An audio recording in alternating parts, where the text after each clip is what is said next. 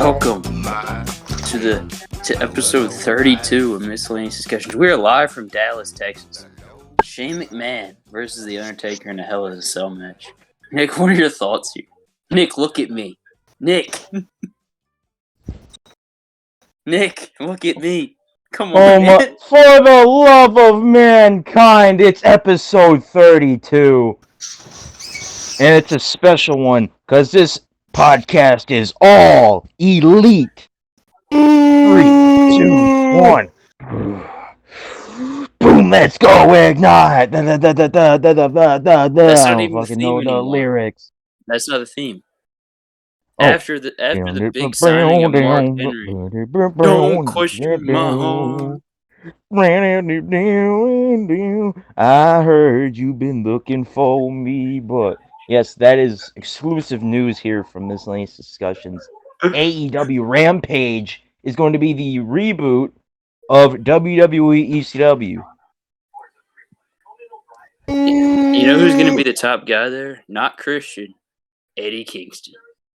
Oh, no, but he would actually do good. He would be the Punk. The guy who actually would fit in ECW. And Eddie Kingston. And then, fucking... Moxley. Wild Thing. No. Damn. You make my heart sing. No, I actually like that one. How long is that song, man? Because that's like 30 seconds, then you just hear Wild Thing again. I'm like, man, they just like loop. They changed the theme song to Wild Thing. Missed uncensored violence. It's because I don't know why he changed his thing. I mean, if it was up to me, John Moxley would be coming out to like any Disturbed song right now. Yeah, but he's not a mark for Disturbed. He's a mark for, This is probably an Eddie King. This is probably an Eddie Kingston idea too. He used it one night, and Kingston's like, "Hey, brother, we gotta use this again, bro. Full time." Apparently, the one that Moxley's using now is the version that Onita used. So, man, I guess Moxley's gimmick now is just Big Onita Mark. And Kingston's there too. Big Onita Mark ... and Eddie Kingston. Big Onita Mark ... and big Japanese wrestling fan. Wow. Oh man, I gotta get y'all's answer on this. What is y'all's opinion on having fans back at Daly's place? To me, it's weird. It's weird, but it's so nice welcome. To have them. It's welcomed. Highlight of 2021 for wrestling so far. Then WWE's gonna start not selling out crowds. No, they probably will sell out first couple. No, they fucking won't. Oh, they will. No, they won't. I guarantee that.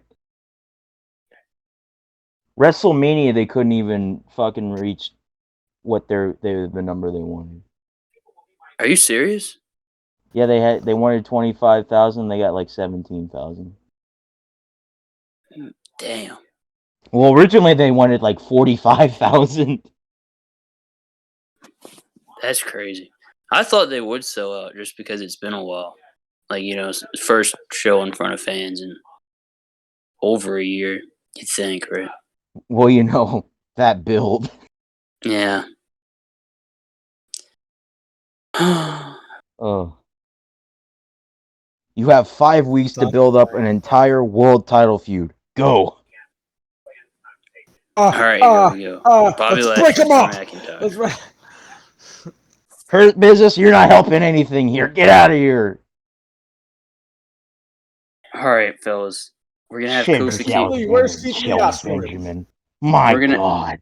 We're going to have Kofi Kingston work Bobby. Whoa. It's going to be Drew McIntyre. Again? Yeah.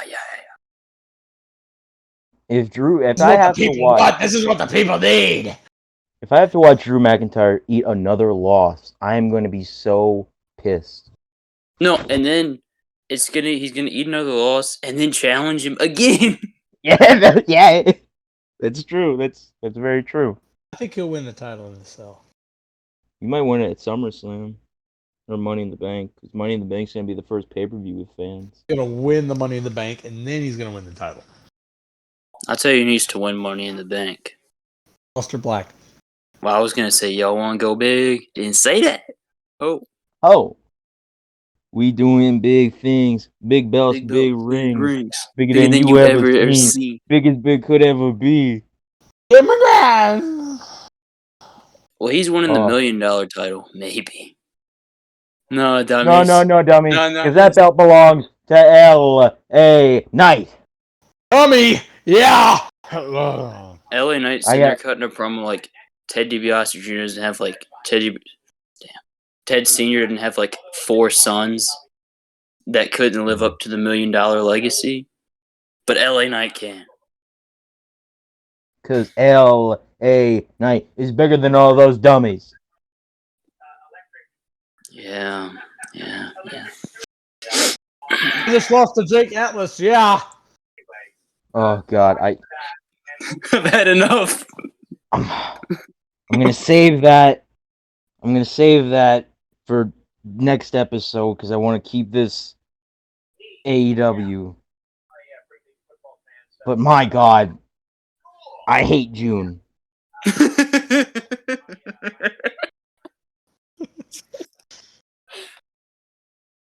I mean, I don't hate it as much as Drew. Drew texted me some very foul language today. Whoa, wait a minute. Come He on, dropped some F-bombs, and I'm not talking about fuck.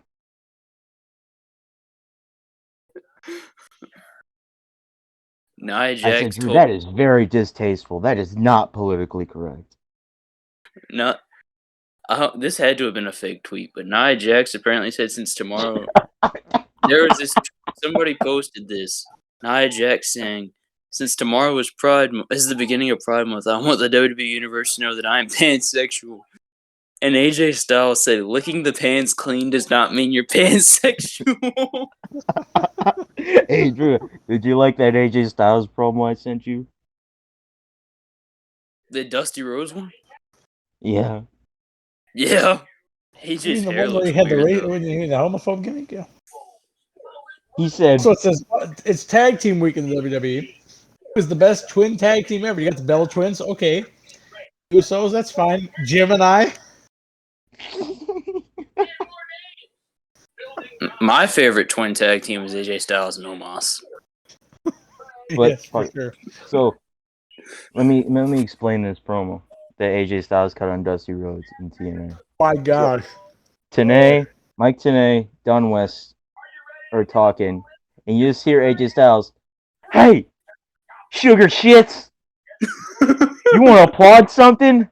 Applaud this!" And this is like 2003. AJ saw like high pitched voice, bangs in the face. He's got a stupid necklace on. Dusty Rhodes, I don't know if you're into spanking young men's bottoms, but I'm not cool with that. He's just come on. And Dusty Rhodes had just minutes before actually spanked AJ Styles' bottom. If you don't mind, gentlemen. Why? And I'm pretty sure AJ Styles was a member of SEX at this time. He was not a member of SEX. He was never an official member of SEX. He's like, was he like what Hangman is to the Dark Order? Like, he's not in the Dark Order, but he's boys with the Dark Order. He was not a member of the Suck. Did SEX start after Russo and AJ broke up? They're technically still together. I just watched a video on SEX like a month or two ago, and I don't even remember any of it.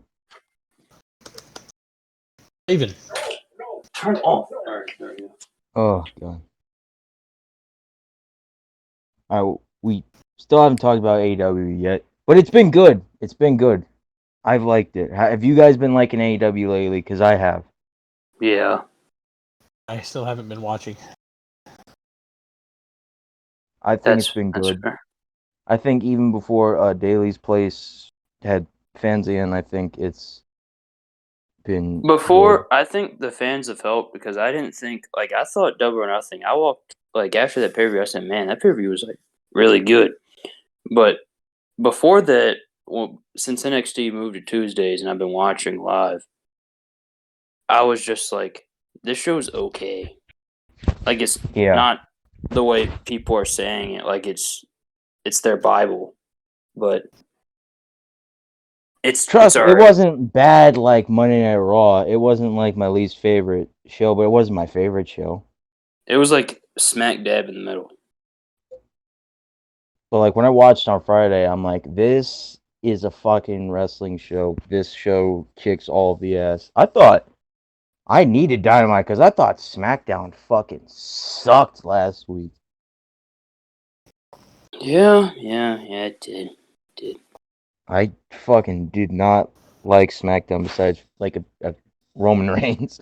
People who say SmackDown is a one-man show because of Roman Reigns, they need to take a look at an icon, a god known as Pat McAfee. And Pat Rick McAfee's the Boogs is there man. too. Rick Boogs is pretty entertaining. Oh yeah, Rick Boogs is good. Rick Boogs, my man. They changed the name, the way he spelled his name again. He says Shinsuke's name like really fucking weird though. Let's talk about the real MVP, Davey Richards. He's back. Oh, God. And On he's the real- MLW, Devin, Nick, I told you this, but Nick sent me a photo of Davey Richards now and said, "Speaking of vanilla midgets." I'm not a Davey Richards guy. Well- Davey Richards is tremendous. I just don't get I'm it. gonna see him live. I'm gonna see him live, and I'm gonna ask him to record a message directly to you, just so he could respond to that. Yeah, he's gonna call you an asshole, Nick. I just don't get him because I think he's average because like he's so short. He is so short. No, can't Shorter be than Austin short or Aries, not. but He's Tony tremendous. likes Davey Richards. And his wrestling is average. I don't think he's Wrestling that is great of a fantastic. wrestler. He's tremendous. Now, Don't I haven't speak- watched that much of his work, but I don't think he's that great. I think he's overrated. I think You're underrated. people forget about him because he's gone. Been now. retired for 3 years. Yeah. I know. I watched his match with Kevin Steen where he dropped the belt to Steen, and I'm like, man, why do people like love this guy? Because he can go. He's the real deal. Well, Devin, both of y'all. He also really wanted to go to CNA, He really wanted to go to TNA. What a mistake that was, huh? when the ships were sinking, and I really want to go there. I want to be the one to revitalize Impact Wrestling. No, you don't. We want to stay here, Davey. No, I'm gonna go TNA. I don't know what you're talking about, Eddie. No, and you know what my main thing with Davey Richards is? You got fucking Eddie Edwards right there, and people are fucking putting all their attention on Davey Richards. Eddie Edwards is like one of the fucking best of the past 20 years. He's amazing. That Hard is fantastic. No, I think they're both fantastic. They are, but look. I'm not saying that Eddie or Davey Richards is bad. He's just overrated. Oh, Chris Davis only hit. That's what? Oh. Well, Nick, would you have been mad if he was the Joker at Double or Nothing? Now, Tony Khan wouldn't like it. I would have fucking laughed. I'll tell you that much. I would have laughed. I'm shocked it was Leo Rush. No, but you see, the thing is, Davey Richards, he would fit in AEW because of his height. So will Leo Rush. He's shorter. That's fair. He's the shortest. Dude, Leo Rush had to hit that cutter twice. I said, come on, Matt. Come on, man. My fucking God, get up! My illegal stream of Double or Nothing went out right when Leo Rush came out, and then it didn't come back on until he was already eliminated. So I missed everything of him on the show. He does this I think it's kind of like the Demon where he does, it's called the Black Heart. He does it every now and then. He's gonna give that away on Dynamite against Matt Hardy. You just wait. You just wait. Not signed. Stupid. Yeah, but he's on a handshake deal. Like he agreed. Like apparent. Tony Khan said this during a stand-up comedy act. Tony Khan stand-up. Yeah. That's so funny. What's the deal with airline food? That's what we need. But- Tony Khan doing stand-up. No. One of his jokes is going to start with, "So I was reading the Wrestling Observer." So I was reading the Wrestling Observer, and I saw Meltzer rate the WWE match 5 stars, and I said, "Why did it get 5 stars?" Well, 2 words. AJ Styles. Well, looked at him, I said, "Okay." Went and talked to AJ. We got him coming to Double or Nothing, baby. Yeah. Oh no, AJ wouldn't go. So I was reading the Wrestling Observer. Boo, you suck. So I was reading the Wrestling Observer. Boo, you suck. Get off the stage. Excuse me, sir. Can you please quiet? Undertaker? Oh no, I've been recognized. You didn't see anything. Say another joke. It's Tony Khan. I got this. Say another joke, Tony Khan.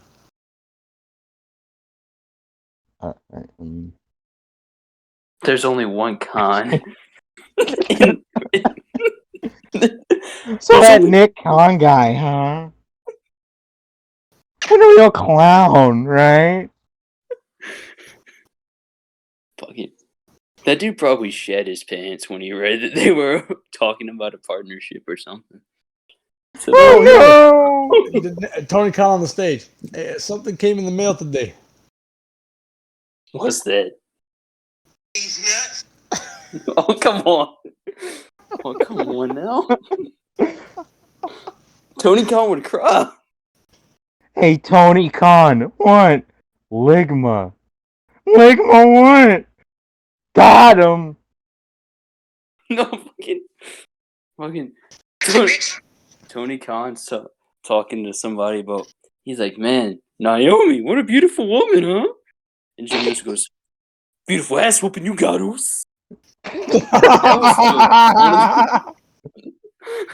Jimmy Uso fucking roasting people with thirst comments. That was amazing. Only good thing Jimmy Uso's ever done in his life. You know where those shirts are going? What, my ass? Up my ass. Fucking Undertaker. Michelle's like, Martin, do you want to watch Double or Nothing? Are you kidding me? Oh. Do you want this marriage to go Double or Nothing?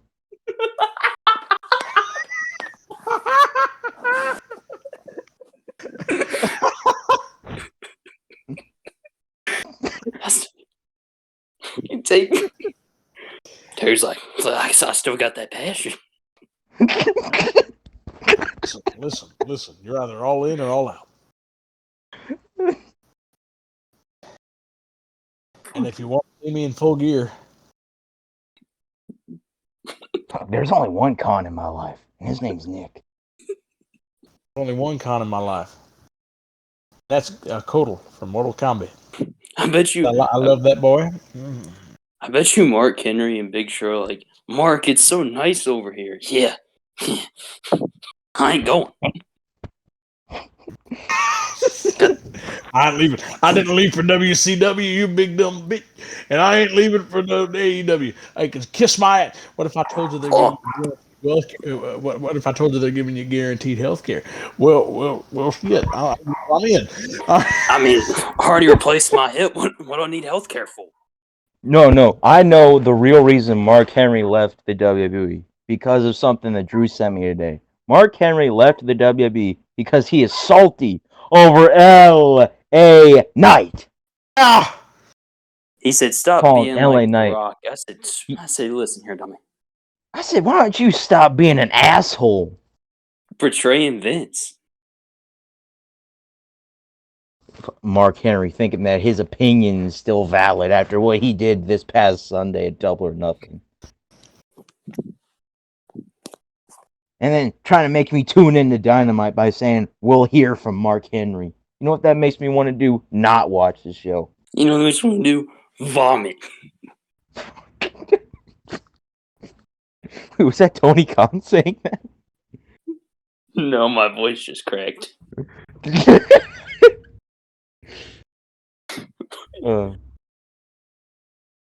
Bet you after Britt Baker won the women's title, Adam Cole was there, gave her a big hug. She's like, "Yeah, so when are you coming?" Never. All right, let's not get too ahead of ourselves. When are you coming, honey? No thanks. You can have all your fun. I'm gonna have fun over here with my friends. Well, his best friends are apparently the Bucks and Kenny, but even they killed that man. Killed that man. Yeah, he signed with the WWE. They said, well, screw it. He doesn't exist no more. So, again, Britt's like, so when you coming over? And then Adam Cole goes like, oh, maybe, you never know. Undertaker, who's undercover backstage, fucking is like, oh, God, I got to tell Trips about this. Next thing you know, Adam Cole, NXT title takeover main event. Oh, man. Maybe that is what happened. It's like one of those scenes in those sitcom shows. Taker's looking over from like one of those big ass chips they got. He's got like a hoodie on and like the glasses with the nose and mustache. For Baker's See, boyfriend. nobody would listen to us about this Undertaker character, but I think it would make money. I especially like the anti-terrorist part. Oh my God, it's Mustafa Ali! Everybody get down! Now who's that other son of a bitch? Oh my God, Mansoor! Get down! Get down! He's gonna make a man sore.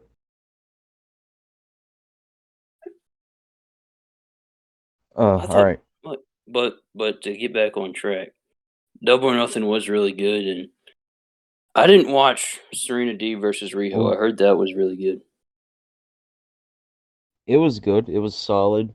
But before that, I wanted to get into what we saw the day before Double or Nothing. Oh, you want to get in the figures? All right. The brand new AEW unrivaled and unmatched figure reveals that we saw.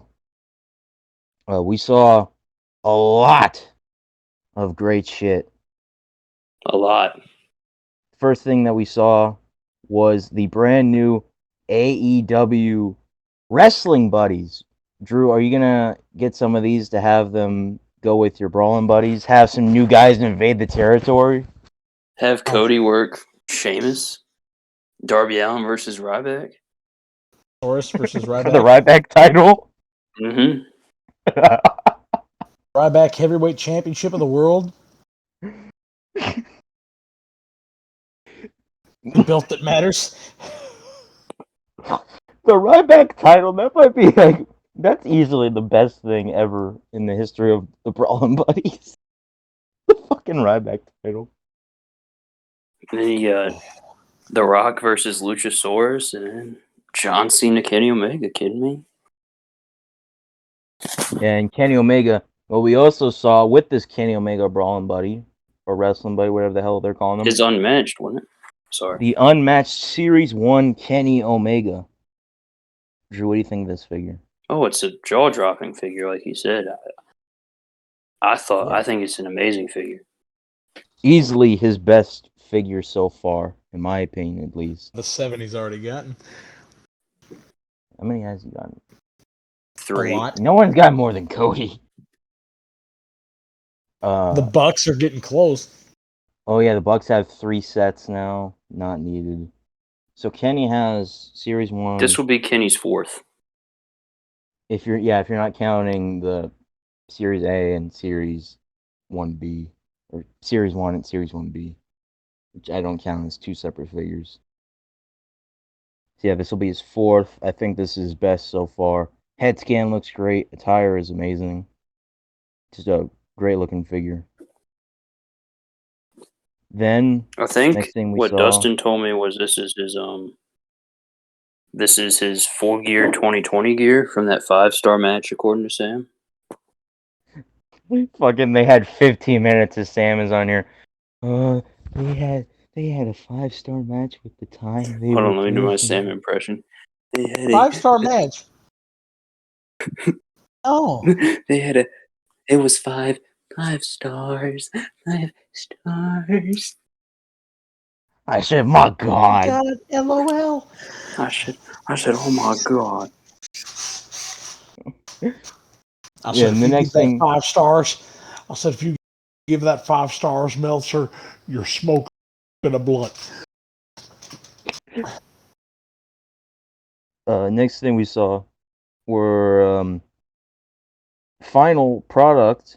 It seems final product figures of Series 6. So we got Hikaru Shida, which Sheeta looks looks really good. really fucking good. Like, really, really fucking good. She's got some interesting looking feet molds. That looks great. I've never noticed that she wears like shoes Just like eyeing that. the feet. Always eyeing the feet. Well, no, that's Darian. Fucking, oof. Fucking constantly annoying Cassie Lee about wanting to see the feet. But Apparently, she was at Double or Nothing in the crowd, and somebody she I guess kind of sort of photo bombed the man's picture, and she was like, could have just asked for a picture.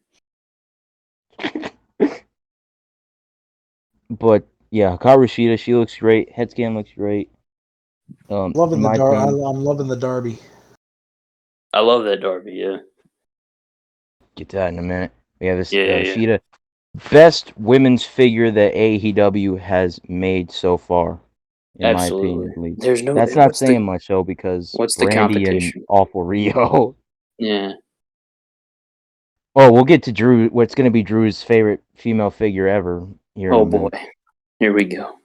We have MJF, which Drew hates. Drew, does it look like MJF now? They got Joker. That's what I want.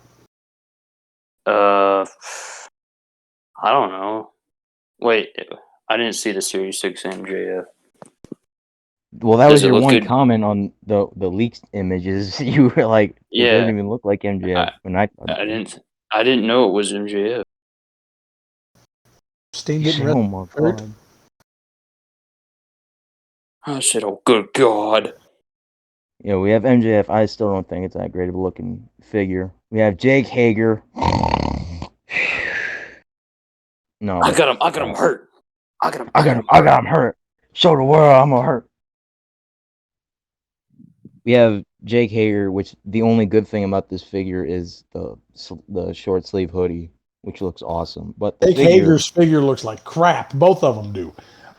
I hate it's him. not even accurate. Why does he? So Jake Hager in every AEW match he's had so far has had hand tape and knee pads. Why does this figure not have either of those things? It's Jake Hager, and they just don't care. More power to him, because I just don't care That either. is true. That is true. We have Pentagon, who looks great. Phoenix, who looks better than in Series 2, but still not the greatest. I think you guys are finished, Sean. And then, I think you lost the match.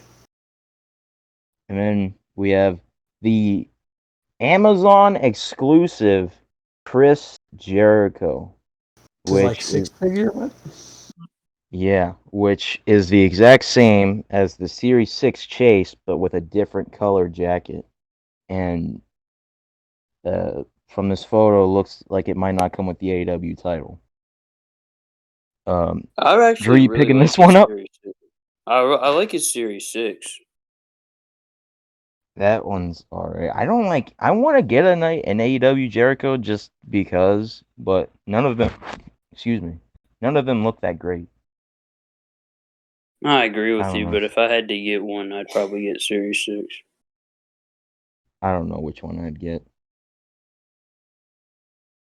And then for the more interesting reveals, so we got Unmatched Series 1, which consists of Dustin Rhodes, the Kenny Omega that we already discussed, Britt Baker, Darby Allin, Miro, Boo! and an LJN style Cody Rhodes. Yeah. Well, who? Another Cody. First off, we got Dustin Rhodes. It's gonna be the exact same body. We already know that. This It's the one's at least a exact little. same figure with a different paint job in it. Yeah, at least this one Yep. comes with 2 heads, which makes it a little more interesting. But I don't know. Until they fix that height, this is still a not great figure. The Kenny's awesome. Miro. So the day before these reveals, we saw a leaked image of this Miro in packaging. It's not a good looking figure. It looks way too small. The blonde hair looks awful. The head scan looks awful. It's It's just Miro. a bad looking figure for a bad looking wrestler. If you want to get a Miro or a Rusev, just get his Elite 65. That's a great figure. This Miro is not. Drew, what do you think of it? I'm not getting it. Like I said before, Dustin thought I wanted the man to kiss my ass. This figure can kiss my ass. No figure describes the word meh more than this Miro. I don't know. Jake Hager pretty much pushing it. Yeah. Next up, Darby Allin. This figure looks like it's gonna kick all of the ass. Oh, absolutely. Fucking. Oh, I just noticed that it has the arm tattoo. Huh. Yeah, it does. That's why I That's think cool. do you think if it comes with the TNT title? It might. I don't know. And the paint looks great. I'm not gonna get this figure just because I already have his Series 3. But if you don't have that one, this is definitely not a Like bad me. replacement. Like me. Drew, you definitely should have gotten that figure. Better But figure. I mean, I always get this figure. Figure. Listen, yeah. I'm starting to get a little bit of hope now. Because my dad found the pack at some Target they went to. And I didn't want the pack, so I didn't get it. Should have just taken So Pac. pack. Pac. It is what it is.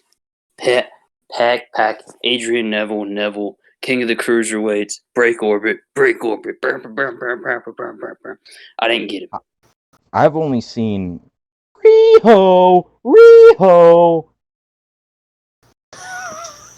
I was thinking about getting it, but I'm like, no, this figure's The not only fucking AEW good. figure I've seen in person is Dustin Rhodes.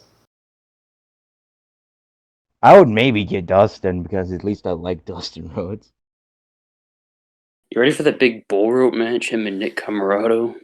Oh god. What was the Darby the last one in that set though? Oh, wait, did we talk about the Cody? No, we still got Cody and Britt Baker, which is next. My god, this figure looks like it's gonna be great. There's Yeah, yes, been sir. no other women's figure that people have been waiting for more than Britt Baker. It's a shame that it took her this long to get a figure, but we just had to get those 4 Codys in. And fucking Matt Hardy. We had to get damn Matt Hardy in. Everyone was clamoring for an AEW Matt Hardy figure. For fuck's sake. But yeah, this Brit looks great. She is one of the chases for this set. Who's the other Chase? I don't know. That's what I was just trying to think. Might be Darby. I don't know. I just know Brit's one of them. But the chase doesn't look as good as the regular one though. Definitely gonna get this figure. This Oh yeah, priority, but bottom of priorities just because there's a lot of figures on my priorities list right now. And then LJ and Cody. which I think is actually pretty kick-ass. It's cool, but I'm not gonna get it. Yeah, I'm not gonna get it, but it's pretty cool. It, it's posed really good. You can the right arm is posed where you can do the crossroads. The other arm you could do a Cody Cutter. So I think it's pretty good, pretty cool of Jazzwares getting the rights to do LJN style figures. That's pretty cool. Not as cool as the retros though. Yeah. Then we have Unmatched Series 2, which consists of, where's this set? Oh, We I have know what Sting is in there. another Real MJF. deal. We have another set of Proud and Powerful, Santana and Ortiz. We have the first ever action figure for Tainara Conti, which is pretty cool. Got some interesting comments about that figure. We have the War Dog Wardlow, one of the most kick-ass dudes in AEW. Pretty awesome. He's getting a figure. And then we have Motherfucker at Sting!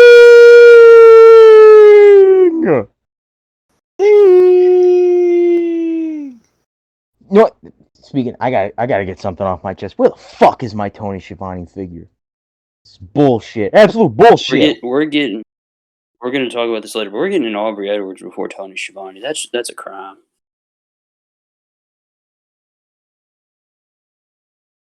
I made Nick leave. Nick, did Okay. that Tony comment Khan make you figures are a upset? figure. I didn't hear your comment because my feed cut out. I said that we're getting an Aubrey Edwards figure before Tony Schiavone. That's a crime. No, that's exactly what I was gonna say. Aubrey Edwards is getting an action figure before Tony Schiavone. Tony Schiavone's never had an action figure. We're gonna get that Matt Fitchett. Oh, Matt I Fitchett. would like What a Matt guy. Fitchett. I want Matt Fitchett and Dave Vega go to the E, Hey baby. Drew, what if they get Figures Toy Company figures? Oh.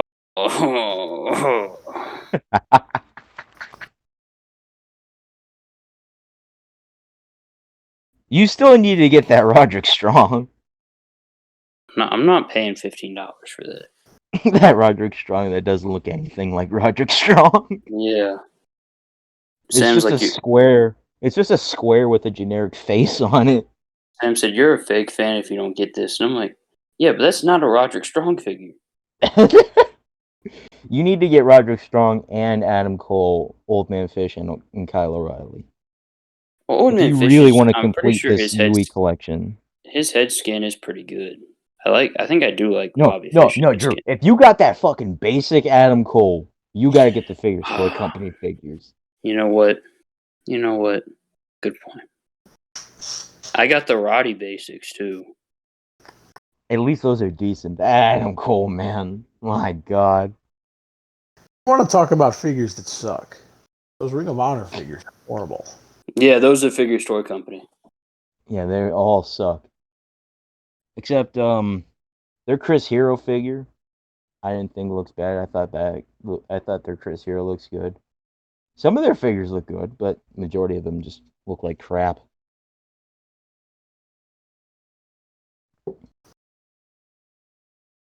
But back to AEW figures, we got Sting. That's cool and all, but Yeah, it's cool. I got a but majority I'm of happy the for Mattel him. Stings. So, and I mean by majority, I got 3. I mean, unless I want a guy to come in and just pin all my young talent, I don't need an old Sting. 60-minute Iron Man match this Thursday. TJP versus Josh Alexander. What? Oh God, I gotta take a break. I gotta take a break from AEW so I can talk about that. Holy shit, am I fucking excited! So That should be tremendous. This match is getting a lot of buzz on the internet because David Penzer sent out a tweet saying, "I just saw one of the greatest professional wrestling matches ever," and we now know that he was talking about TJP and Josh Alexander. and it's been getting a lot of buzz from other people backstage at Impact. So I am massively excited. TJP, Josh Alexander, two of my favorite technical wrestlers in the world. Josh Alexander, one of my favorite just wrestlers in the world right now. Love that man so much. 1 hour of them wrestling is going to be incredible. All their matches have kicked ass. This one is going to be no different. I'm extremely excited for this. Cannot wait for Impact this Thursday. But yeah, Sting, don't care. Cool looking figure though. Next we have another MJF with a rubber robe, Yeah. another boring attire. Please just give me the pink trunks with white boots, please. So you know what I do like out of this set. And no, Nick, I'm not going to say Ty Conti. Wardlow. Yeah, we got the War Dog Wardlow looking fucking jacked. Yeah, baby. I call This Wardlow the is right-handed war. You know what I like about this figure is that it comes with 2 head scans, so that you can put one of them on the Wardlow figure, and then you can take the other head scan, put it on a suited body, and you got yourself a suited Wardlow to go with MJF. Nick, Devin, did you see the Wardlow figure? I did not. I saw every other figure in the set, but I did not see Wardlow. Oh, so you saw the Tainara Conti. Yes. The one I'm most excited for is I'm a Sting homer. Sting. I love Sting. It's He's one of my favorites of all time, so I'm glad to see him doing well again. He's like Ricky Steamboat. Take a few years away, Shawn Michaels. Take a few years away. You wouldn't know doing that great. from your comments on his match at Revolution. Oh, I don't like that Revolution match. No, because it's cinematic. It's a little different now, though. He actually, I don't know, had a match. Yeah, I got some good things to say about Sting's performance. Listen, I'm not a fan that he's taking time away from some of the younger talent, but if he can go, he can go. Yeah. He can go. I just don't think that he should have gotten the pin in that match. I think Darby Allin should have. Darby should have beaten probably Scorpio. I think Paige took the pin. No, Sky did. Reach for the sky. Sky. Boys. We got Proud and Powerful also in this set. They look cool, but I don't really care. No. If I wasn't proud, then I wouldn't be Towers. And then in this set, we have Tainara Conti, which so this figure they gave the special treatment. They're gonna give this figure accurate ass cheeks. And I noticed that from the second I saw it. And then I'm like, God, I really fucking hope that I'm not the only person who notices that. You did. I'm pretty sure everybody did. If I'm the only person that notices that, I'm gonna feel so bad about myself. No, I'm pretty sure everyone that saw the figures. Yeah, everyone noticed, and I'm like, oh, thank God, I don't feel like a massive pervert. Accurate butt cheeks? Are you kidding me? But this is going too far. Accurate ass cheeks for the Tainara Conti figure. You know who didn't get accurate ones? Scarlett. So soon they're gonna give freaking accurate bulges too, and we're gonna freaking lose our mind. Oh God! Cody's massive cock. Keep me away from that Batista figure. See, there's nut huggers. Oh yeah, Kushita's fucking figure. God damn it! Fucking. Now Kushita's getting a figure here soon. Yeah, and it's not nut huggers, so we're good. Yeah, it's his shorts. Yeah. But yeah, this Tainara Conti, besides the accurate ass cheeks, I think it's a pretty cool looking figure, but I don't really care about her, so I'm not gonna get it. Even though it does. My look brother really wants good. to buy Ty Conti. I bet he does. I bet Drew does too. Listen, he doesn't like a lot of figures. He doesn't buy a lot of figures, but some of these AEW ones he's interested in. No, Drew's gonna get this Tainara Conti, and he's gonna get the Liv Morgan Elite with the bathrobe. My dreams come true now. Let me stop. Drew, what was it that you said when I sent you that figure was gonna come with a bathrobe? I thought you were joking with me. So I Sure, was it like, comes with a bathrobe. the Liv Morgan does. Didn't you message me like, are you trying to make me uncomfortable or something? No, we were recording the pod when you told me, and I was like, Nick's trying to make me act No, up I or remember. something. It was like middle of the day on Instagram. I sent it to Really? you. And are you trying to make me uncomfortable? Nick's trying to make you catch a case, Rabbit. Yeah, getting getting a little excited over a fucking toy. over a bathrobe? Over a bathrobe, yep. Am I gonna Then- get that figure? Maybe. If it's cheap. I still don't know if I'm gonna get that cross yet. I want the Liv Morgan just because I think it's an actual really good looking figure. I was actually when I went and got that Jeff Hardy and Triple H pack, I was planning on getting the Liv Morgan and the Elite 82 or 81 Shinsuke. But then I'm like, hey, wait a second. They had that fucking Triple H and Jeff Hardy 2-pack. I'm getting that instead. And I don't regret my decision. I'd get that. Devin doesn't collect a lot of figures, but I'd get that 2-pack. Devin, it's a really good 2-pack. It is a great What's 2-pack. that 2-pack again? It's Triple H kind of sucks, but it's just Triple H Triple and Jeff Hardy. The Intercontinental one, yeah. Yeah. I want that one, but I spent $100 on the down in Phoenix Lucha. Oh yeah, you 2-pack. got those. They're really good figures. How small are those? They're actually they're accurate size to WWE. They're in scale. They look like really small. They're not. Look, I got them here in I know person. Phoenix They has are. it.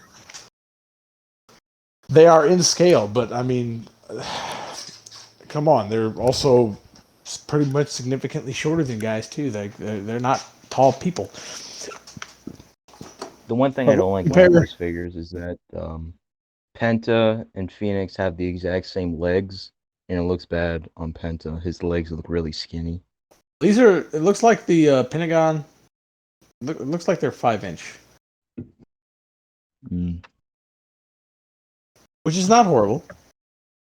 But it's not in scale, so Yeah, that's only an inch shorter than Mattel's. they have it's the AEW style articulation, but the tires are better for these figures. I'm getting the Super 7 Brian Myers figure, and hopefully that's in scale. But Unmatched Series 3 was also announced, and this is going to be an all Dark Order series. We got Stu, don't call him Dick Grayson, Evil Uno, the Meat Man, Johnny Hungy, John Silver, Anna J, LJN style Darby Allin, and then Mr. Brody Lee, which almost made me cry when it was announced. When they were showing the lineup and Brody Lee's picture popped up, I almost cried. Yeah, really excited for Brody I'm Lee. definitely gonna get the Brody. Yeah, I feel like I don't want to say obligated to get Brody Lee, but like, you know. I will say though that Ty Conti is accurate. I hope the Anna J is too. Got to be fair. Oh yeah, I'm sure you really do want that to be accurate, Rabbit. I'm sure you do. Drew, have you seen that Jay Cargill video where she's filming Anna J and Tyner Conti's asses? And then she goes, best asses in the game. What is this woman? Oh! That's the second. That's the second weirdest thing I've heard her say. I've heard it. Did Drew tell you about some of those Jay Cargill down bad comments? Yeah, he did. I told him about my favorite one. Oh god, what was it again? I can't remember. Oh, You think I'm gonna say that on air? fucking. Wait, I remember now. That was so bad. That was so bad. You remember when you read that? You were just like fucking Bodyguard Wrestling sent that, bro. You're gonna give me what I want. You know what it is. Give me what I want. So, Drew, you gonna get anyone else in this set? Probably just Brody. I think it's a pretty good set. I think Stu Grayson and Evil Uno are a hell of a tag team, especially when they're working babyface like they were on Dynamite this past Friday. John Silver is awesome. He's hilarious. Anna Jay is a wrestler who wrestles. Yeah. Yeah. What else is That's she? She's in the Dark Order. She's That's also about. she's also injured. He's also She too is. green to be in AEW. Yeah. Yeah, I don't have much. I don't have much to say about Anna Jay. Yeah, And on air. the Darby Allin, the pose is really weird. I'm not fond of the pose, but it hopefully will look cool. It's Darby Allin, I'm sure it'll be fine. And then next up, the highlight of all of these for me, AEW Unrivaled Series 7. Oh my god, I popped a bean over this series. First off, we have my absolute favorite tag team of all time, FTR, Revival, Scott Dawson, Dash Wilder, Dax Harwood, Cash Wheeler, whatever you want to call them. Oh my god, am I excited for this figure. For these figures, I should say. They are in their AEW All Out 2020 attires where they won the AEW World Tag Team titles, so they're probably going to come with those belts. Mattel, they only gave us one set of elites of the Revival, and they sucked ass. They were terrible, so I didn't get them. So to finally be getting good versions of highly articulated figures of these guys is a dream come true. One thing about these figures that me and a lot of other people are very scared about is the Dax Harwood figure in this render as kick pads, which even the man himself is not happy about, as he has Interesting. stated multiple times in comments and posts. So hopefully they fix that. These are Neville or Pack bodies that these figures are gonna have, right, which I can tell from the torsos and the legs. So my thought is just the digital render, since it's a Pack body, that it's gonna have. This render just has kick pads because that's what the Pack figure had. Yep. So hopefully the final product does have boots. What would in real life he had all black boots with white soles. So hopefully that's what he has. Very excited for these figures. What was that? Facebook. Facebook. Devin's on Facebook. He's an old man. Listen, I have Facebook for my job. Thank you very much. Oh, okay. Drew, thoughts?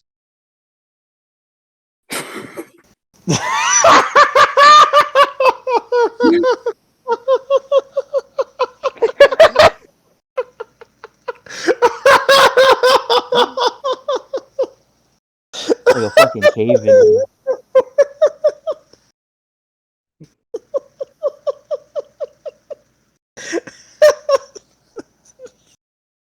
That was great.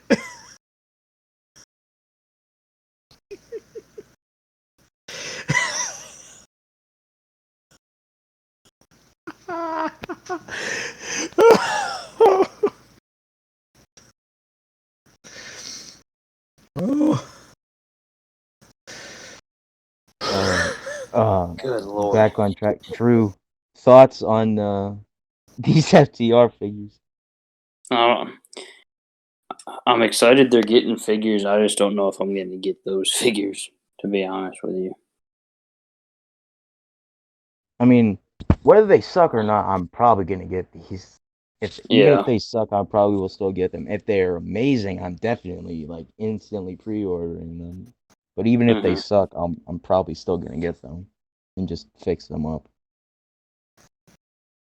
That's fair. That's fair. And then another figure that I am extremely excited about, we have Everybody Dies. The Murdoch Monster himself. Lance Hoyt, Vance Archer, Lance Lance Archer, Archer. whatever you want to call him. Dallas, his other name when he was with Kid Cash. Lance Archer, the Murder Hawk Monster. Extremely excited for this figure. I've been saying for months, all I want from the Unrivaled line is Lance Archer and Eddie Kingston. And now I have one of those figures. Kingston's coming. She's well, I predict San Diego Comic Con we will see Eddie Kingston. Hopefully at least. I'll probably get Lance Archer. Yeah, sure you're gonna get an old man Jake the Snake Roberts. Oh yeah, to talk about how he wants to piss on Honky Tonk Man's grave and make Triple H uncomfortable. Honky. Wait, when did Jake say that? So they put a preview out for Most Wanted Treasures, and this week's was Jake the Snake Roberts, and Wait, he they got goes, Jake? "Yeah, they got Jake." Huh. I don't He's know. got long sideburns and his I hair don't know slicked what. back. He's coming I don't to know what your kind of deal town Jake in Roberts pink is on. Cadillac. He's just a honky tonk man. In an interview with Chris Van Vliet a few months ago, he was talking about how he never wanted to work with Vince again. He said, "I don't work well with him, and he don't work well with me. So it's better to just stay away from each other." Or Maybe this something like that. Maybe this wasn't a Vince idea, and that's why he did it. Who knows? Because he seemed cool with Triple H. I don't But know. Yeah, I don't know why they would have heat. So he goes. Triple H goes, "Well, it'd be kind of cool to have the guitar that Honky Tonk Man, like hit you in the back with, and have that feud Yeah, here."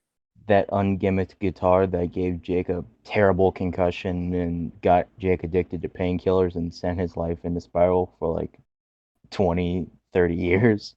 Yeah, and he goes, and Jake goes, hold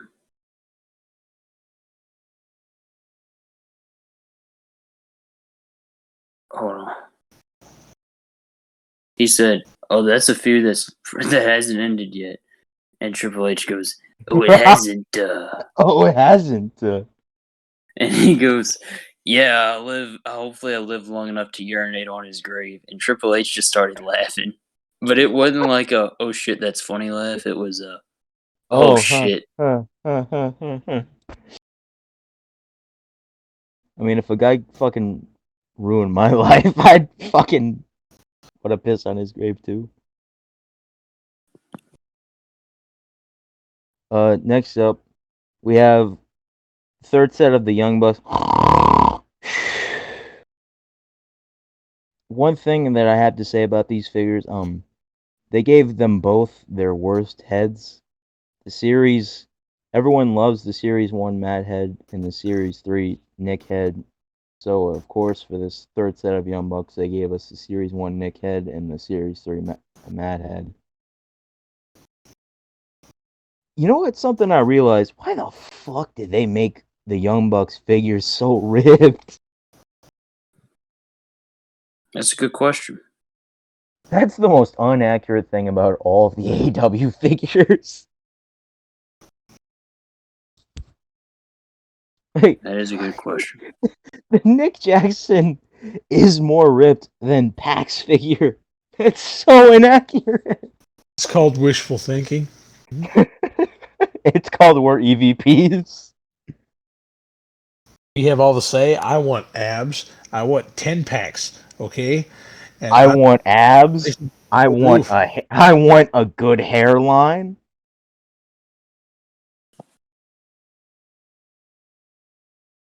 I want Next up, to be the best looking figures on the crowd on the crowd. on the Next crowd. up, Yeah, that's right.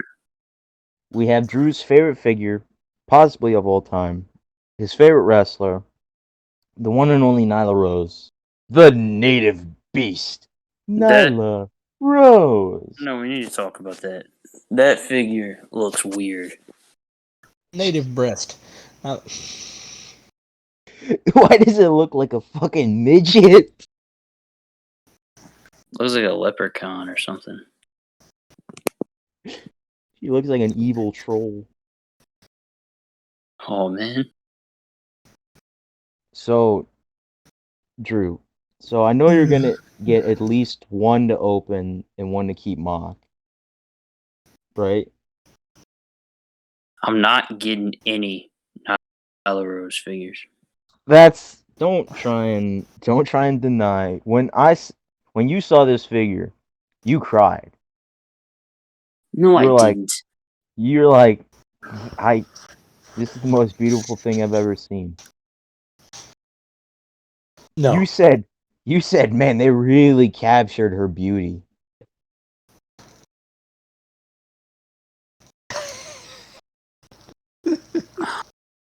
Crap.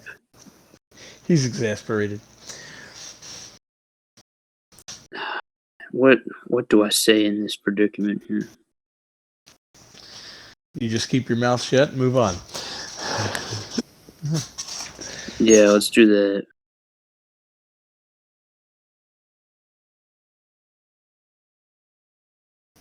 So So now we Nick, move what's on. next? What's next on the horizon? What's next on the horizon? At the buy-in yet? What? Did you watch I- the buy-in? No, hold on. Sorry. I'd like to think that that was not Instagram's fault that time. That was you trying to hold me down, try to shut me up. Definitely you. Drew, I asked, are you gonna get a Vicky Guerrero figure to go along with your Nyla Rose figures? Oh. I sometimes forget Vicky Guerrero is even in AEW. So does everyone else. Unrivaled Series 8. Oof. My least favorite Unrivaled series yet. And I thought, when I saw this set, I thought Series 6 was bad. We have another Chris Jericho, another John Moxley, a second Orange Cassidy, best friends, What's and there to Chris change about Statlander. Orange Cassidy's figure? What is that? Exactly. It like I'm guessing different t-shirt. That's all I can think that could possibly change. It's not like you can give him a different head scan. He doesn't have a different expression that he uses. You can't give him another attire. He wears the same shit. I mean, you could turn him heel, change that. Wasn't he like an insect or something in Chikara? Yeah, he was an ant. He was one of the Yeah, ants. he was an. Oh. Hey, don't shit talk Chikara, bro. Well, that's what fighters were. That's what fighters were. We had a knight. We had a knight from the We had a knight from the past. We had a century-old knight. Oh. Freaking. We had a guy who freaking was wild named Hollow Wicked. We had another guy who thought he was a pirate. Well, a lot of companies have had a guy that thinks that think they're a pirate. Virtual. Yeah, which one you talk about, Eddie? There's a lot of people that have thought they were a pirate. I'm talking about Jolly. Jolly who? Jolly Roger. Yeah. But yeah, just not a good set for me, at least. I'm not that big of a Best Friends fan. I'm not a big Chris Statlander guy. Not a big Orange Cassidy guy. I'm indifferent on him. He has his moments where I really like him, but like usually I'm kind of meh on him. Yeah, you know. Chris Jericho, I don't fucking know. I don't care. He's And John getting close. Moxley, yeah, Moxley. We don't need another figure of him already. We didn't need Series 5, but we got that. Yeah. I said the other day, the only thing that would make this Moxley figure good is if it was in Trunks, but I doubt that that's going to happen. And See though. that's it for the AEW Unrivaled and Unmatched reveals. Drew, do you have a favorite? Probably Darby. Devin, do you have a favorite of these? What is it? Stinger. Sting? Woo. The Stinger. Stinger. And mine is FTR. It's And Lance Archer. Now, to get into the meat and potatoes of this podcast. I am gassy today. Meat and potatoes of this podcast. Double or nothing. So it seems like I'm the only one here who watched the buy-in. Well, I wasn't because- home. Well, I was, and I'm a big fucking Serena Deep mark, so I had to watch this match. And it was great. And she was great. And she is great.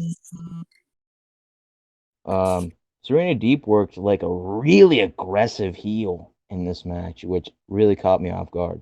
Like, obviously, she's not gonna be the face over Riho, but like she was working like as a really aggressive heel, like to the point where like I'm like, man, is she like gonna actually like fully turn heel or some shit?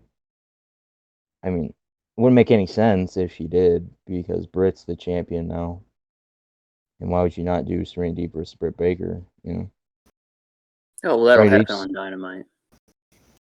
Yeah, probably. I don't know. Yeah, it's Fran Hey, Cole's wait, girlfriend. Yeah. let me just ask right now. So, who do you guys think's gonna beat Brett for the belt? Because it's probably gonna be Thunder Thunder Rosa. Rosa. Yeah. Once they finally get her Yes. under a full-time deal, probably. I've seen Thunder Rosa, Layla Hirsch, and Tainara Conti. You know who I could see if she's back in town? I swear to God, don't say who I think you're gonna say. Well, I'm not saying I want it to happen, but I could see Tony Khan doing that. Brandy. No, Anna Jay. Yeah, Oh. you Oh, I Or thought you were Chris gonna say Statlander. Big Swole. No. know. Big Swole, baby. No, Big Swole. no. Hey, No. Cedric Alexander. I could- Woo-hoo, you're happy. I could see Tony Khan pulling the trigger on that, but he's got to learn something, right? He probably won't do that. He's an idiot. I want That money them to mark. have Big Swole have a match on Dynamite, and then like Excalibur on commentary is like, oh, and you don't see her going for eye pokes in 1-minute matches or some fucking bullshit like that to take a shot at Cedric Alexander. Yeah. Because I'm pretty sure that Cedric and Show match last night was only like a minute. You win? Cedric won in like a minute. And that's over all that Shelf matters. Magic. He didn't even hit his finish. He hit the fucking springboard kick that he does. It's not even his finish. Well, it's his finish now. What is the name of his finish? Lumbar check, right? Uh-huh. Yeah. Yeah, I couldn't think of the name. Yeah, lumbar check. It's like the best finish in WWE, and he doesn't do it.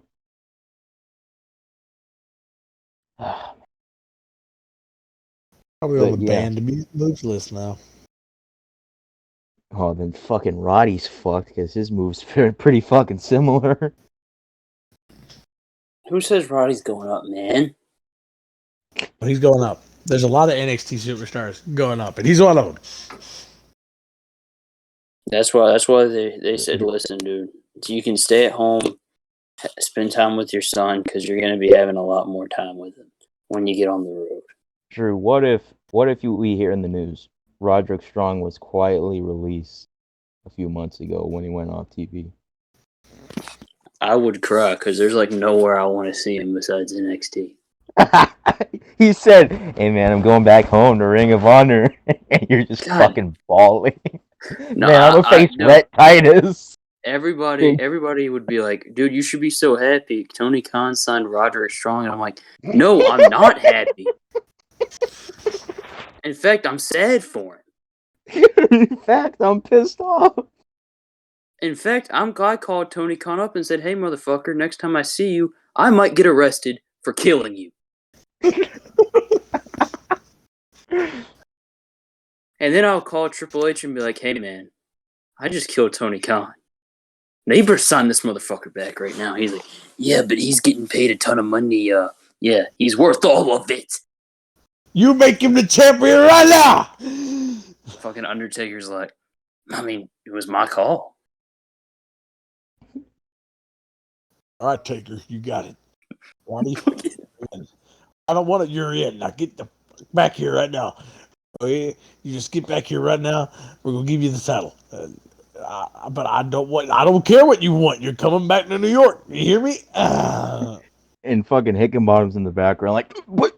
Mark, we're supposed to put the title on Austin Theory. Shut up, Sean. Shut up, Sean. Try and get this guy back.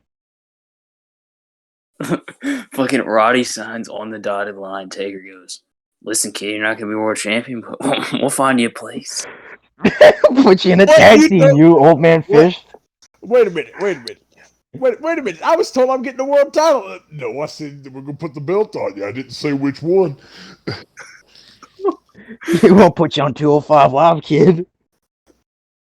Roderick's like, but Taker, I'm not even 205. Shit, they don't need to know that. TV weight, right?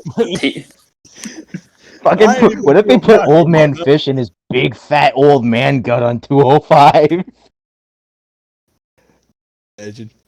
Dude, Corny said Bobby Fish is in great shape. I said, man, that dude is.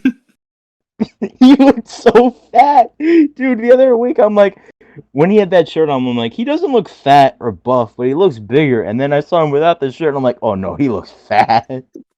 Big Ric Flair, ruthless aggression era physique. They're gonna debut another monster heel, and he's just gonna get heat on Bobby Fish. Oh man, what if old man Fish just becomes ruthless aggression era Ric Flair? Oh, it means he's getting a big North American title run. No, he's already 2008 Shawn Michaels. Anyway. He's already got the somewhat lazy eye, so he can go, there's something wrong with my eye. Right. Hey, wait. If Old Man Fish was Ric Flair, who would he cut the guys like you promo on? Who's lazy and is pretty young? Oh, Blake Christian. Blake Christian. So who told you? So do you guys have real heat? No. Love that kid. No, love that kid. Who told you to cut that promo? Chris Benoit. Oh, okay.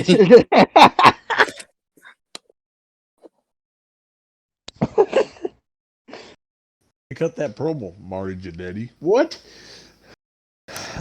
No, if there's one thing that I love more than Taker and Hickenbottom on this podcast, it's Old Man Fish. Making fun of Old Man Fish is just my favorite thing ever. Old, broken down old man Fish. This big fat old man gut coming back from a shuffleboard to be on NXT. Telling Adam Cole if he wants to get a little wild, maybe we can play some chess. Tell him I even challenge you to a game of Chinese checkers, you know. Maybe we could sit down. Maybe we could sit down for a little bit of a cup of tea and watch some morning soaps. The weather channel this time of day. Whew, you want to talk about quality television? Man, did you see the news?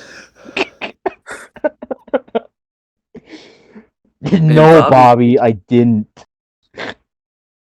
No, we're gonna have it take over in your house. Adam Cole versus Bobby Fish. 3 games of hell match. Shuffleboard, chess, and if needed, checkers.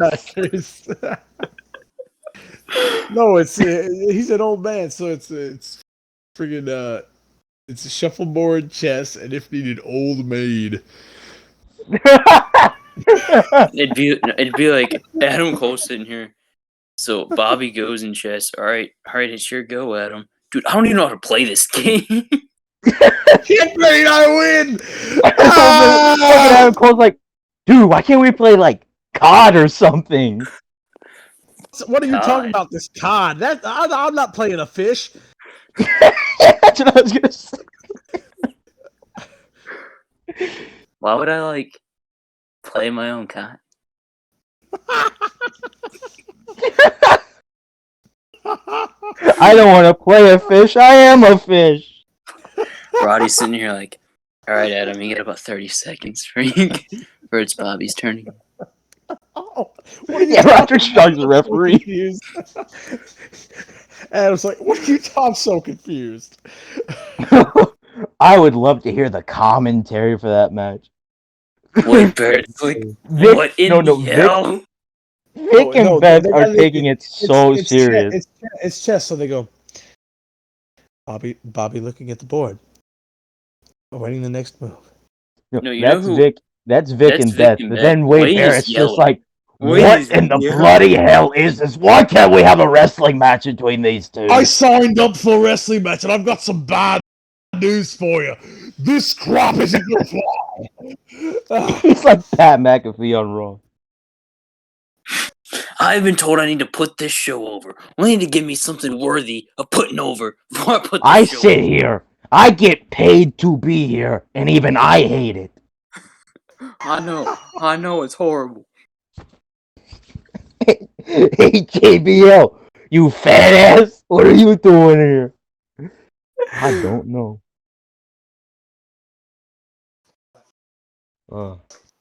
Oh my goodness, good stuff. wait, when Johnny, Kyle, and Pete were all in the trainer's room tonight on NXT, and Oni Lorcan's like, if Pete Dunne would have won if Karrion Kross wouldn't have got involved, and Austin Theory's like, no, Johnny would have won. Bobby Fish. Yeah, I wanted Old Man Fish to walk in. Hey, no, if Karrion Kross wouldn't have got involved, Kyle O'Reilly would have become number one contender. No, but Old Man Fish, he gets confused. He's like, if Karrion Kross wouldn't have got involved, I would be number one contender. It's like, wait, what? What the hell are you talking about? Or no, it was Adam Cole who got involved. That's right. No, that's how Roderick Strong makes me come back. Guys, think we got it all wrong here. I mean, if it wasn't for Adam Cole, that bastard, Kyle O'Reilly would be the number one contender right now. Austin Theory grabbed Oni Lorcan's neck. I said, "Oh God, what is he gonna do?" I said, "No."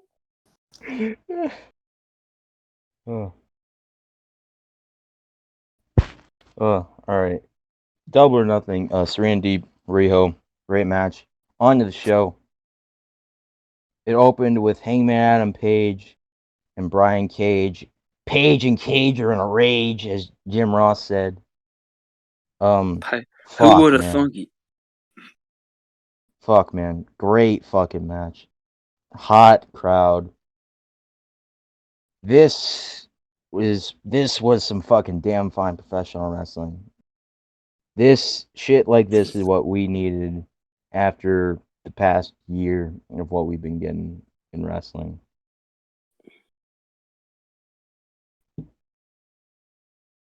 Brian Cage, Adam Page, what do you expect? Good wrestling? Great match. Your next heavyweight champion of the world? Adam Page? These two work really well together, too.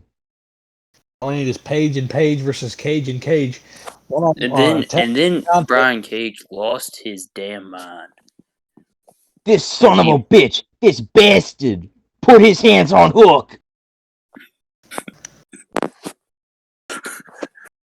Fucking Brian Cage loses to Hangman Page. Brother, it stinks. But this shit stinks. Taz's voice got so high in this match.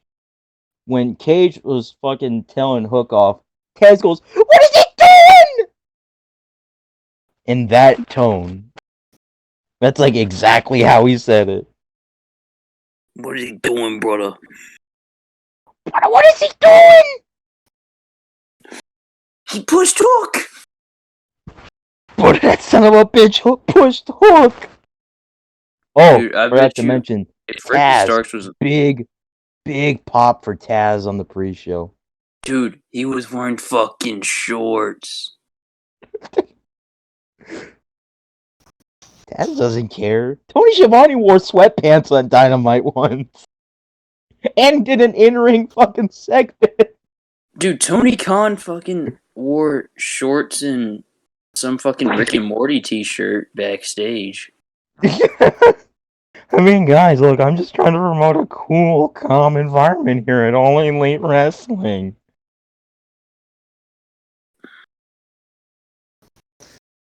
I'm gonna go What? watch Dynamite in 9 days. 9 days. 9 days on Dynamite, 9 days. 9 days, 9 days, 9 days on Dynamite, 9 days. You have time to get ready, man. 9 days from tonight. 9 days from tonight. I can't finish. Oh, geez, I wonder how far until Dynamite. How many days? 9 days. But, How many yeah, days? Say it again. Say it again. 9. Yeah. I was really disappointed that we didn't see the Brian Cage face turn here. Because AEW likes to save all their fucking big actual, like, angles for TV. We can never actually have, like, an angle on a pay-per-view. Because they're different, Nick, No, it's because they want people to watch their show. Because they get a big Oh, stiffy over Don't you think if they getting a did something million big views. over, don't you think they would make?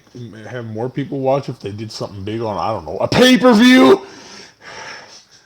Have Brian Cage turn face on the pay-per-view, and then the fallout happens on TV. The whole point of a pay-per-view is so. The whole point of the pay-per-view, it's the pinnacle of your build.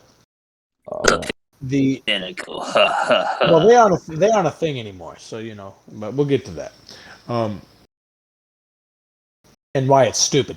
Anyway, but you get the turn, and that's going to make more people interested to watch your television product. Yeah, like I'd be a lot more interested. On your pay-per-views. You just do the matches. You don't do any angles. You don't do anything outside of matches.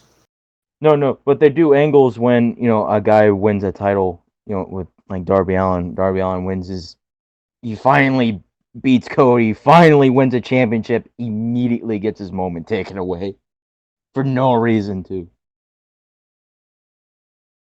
lead to like a fucking 5-month feud with Team Taz. Taz. Horrible run with the TNT title. I They wouldn't did go Darby so Allin far. no favors. I wouldn't go so far as to say horrible, but I don't think it was as good as a lot of people were saying it was. Lackluster. Let's put it that way. Yeah, not Darby's fault. He his title It's not defenses Darby's that he fault. had were great. Team Taz. Got into this feud with Scorpio Sky and then lost the title to Miro. Miro. Yeah, I was saying, I think it was talking with Drew and Dustin. I'm like, why would you have Ethan Page and Scorpio Sky start a feud with Darby Allin over the TNT Championship and then remove the title from the feud? Because like that was the entire point of that feud, why it started. Because Ethan Page and Scorpio Sky wanted the TNT title. Take the title out of the feud, it makes the feud pointless now. Like, what's the point? Why are they still fighting?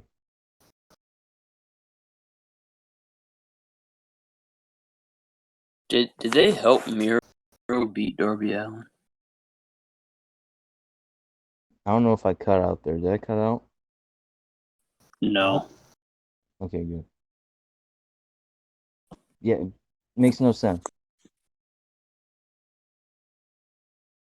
But what was next on this show? Was The Young Bucks. yes. Oh Wow, man, that match! I loved that match. But good lord, that felt like a long ass time. It was a pretty long match, but like I enjoyed every second of it. This for me was my match of the night. I'm not a Young Bucks fan, but when they put on a great match, I fully admit it and I praise it. They did. They put Credit on a where great credit's match. due. Credit where credit is due. One thing I do not have to put over is the Young Bucks looks. My God, is there Oh my any god! worse Oh my wrestler god! looking than Nick Jackson? He's the worst looking wrestler in the fucking business right now. With the beard too. The beard, the like light brown hair, the The nose nose ring. ring, the fucking fat gut, his hairline. He needs to get a hair transplant is what he needs to get, not a damn hair color change. Dad bod Nick Jackson. Oh my God. He's beyond dad bod. You know who is getting that dead bod? Cody Rhodes, but more on him later. No, I didn't think. Well, you texted me that the other day. I'm like, I don't think that.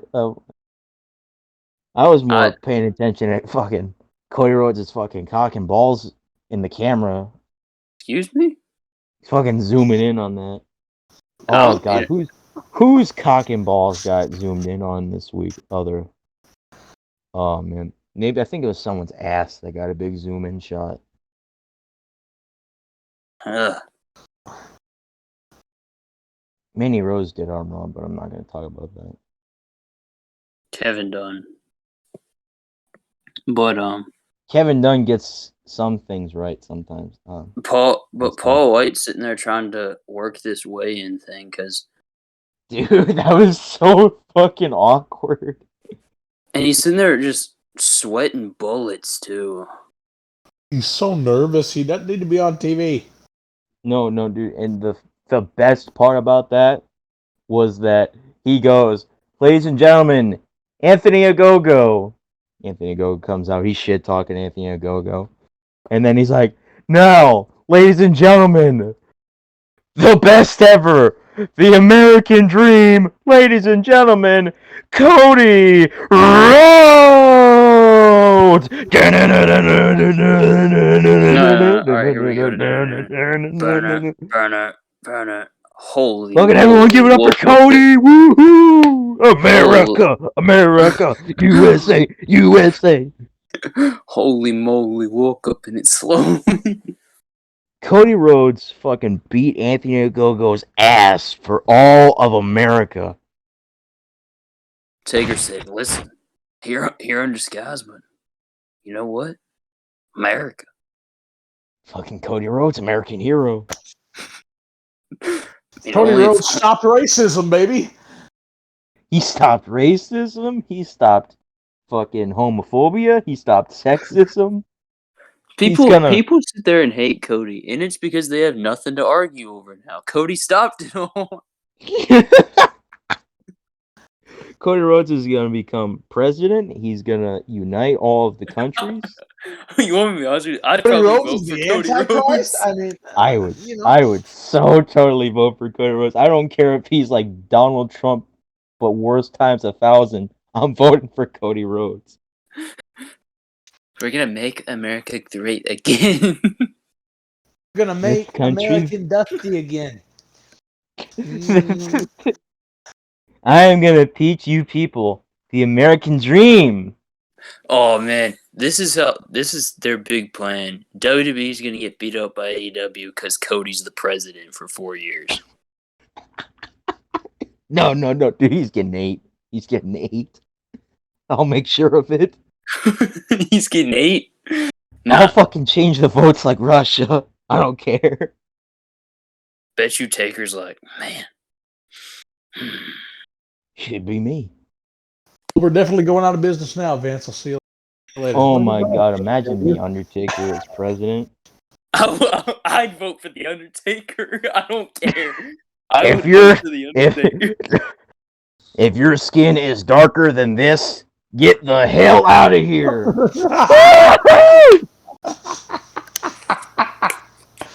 You try to take my guns? Well, I'll pop one in you.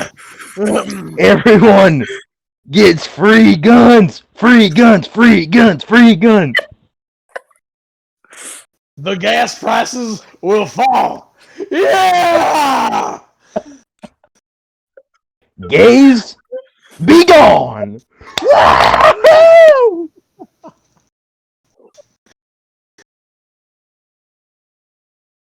Inflation? Hell yeah! All of our products will be made right here in the U.S. of fucking A. Yeah, and you talk about defunding the police? Poof! That ain't gonna happen. Yeah! Their budget way up, sky high. Who would the Undertaker's vice president be? It would be Vince. Well, I gotta go. I gotta go with my brother, the Big Red Machine. Oh, dude. Okay, let's go. Apparently, people in Knoxville don't like Kane. we voted this guy the president so that we get some fucking publicity. It didn't work out well. Fucking Undertaker. It's like when he wins, he goes, "Man, didn't think I get this far." Shit, what do I do now? What's next? Okay. Where's the button? Oh, there it is. Let's nuke. Let's nuke North Korea. Bam! Undertaker goes, "All right. So first thing in business, Tony Khan, my company now." Tony Khan. This is Tony mine. Khan goes, "No, you can't do that. I'm the president." I'm making it a law. There can only be one wrestling company in the world. That is the WWE. Tony, meet Nick. He's taking your job. Fucking the Young Bucks are like, this is where fucking the Bucks are sitting there on Twitter, and Taker goes, "At Young Bucks, How do you fuck like you." me now? Oh, he goes, Matt, Nick, I need to see you in my office. Tweets him. Fucking tweets him. And they come in. What's up, Taker? What's up, Taker? I'm gonna need you to shave your head. Taker's sitting there with just as bad of a hairline. Your hairlines. I'm gonna need you to shave your head. But You don't get to talk to me. I'm the president of the United States. you need to shave your heads. Or else you're never gonna see the light of day ever again. Or while you're at it, freaking unbuckles his belt because his pants are too tight because he's got a freaking fat stomach. I'm gonna need you to shed about 40 pounds. And while you're at it, I need you to put on 75 pounds of muscle because you guys are too vanilla midget. I mean, I've heard the term vanilla midget a lot back in my day at the PC. Taker, that was last year. Well, Might as well time be goes 10. by slow. While you're at it, I need you to go tell Kenny I need him to put the blonde back in his hair. While you're at it, tell Kenny, because he rejected us and went to that past company, Pissant. Out of a job. I mean, I'll make sure he can't get to Japan. I'm gonna have to Tell John Moxley the same thing. I mean, he freaking flaked on us. He ain't ever coming back. And then I need you to go get that Hangman Page dude, and I need you to tell him to triple his alcohol consumption. The Undertaker is president. Paul, Could you Steve, imagine that? Mark, all of them. And I need you. I also need you to do one more thing for me. I need you to tell Hangman Page to start shooting up calf guns. Calf guns. 4. What you talking about, Cap guns? Who is hot in Tulsa tonight? I want all of them in prison for life. Or life. And that, my friends, is just too sweet. Fucking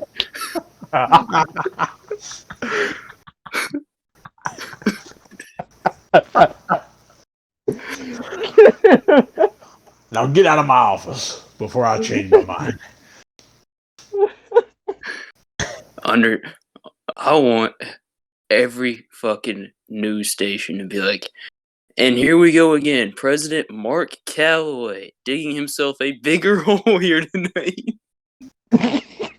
President Undertaker digging himself a deeper grave. Undertaker He would be locks President Undertaker too.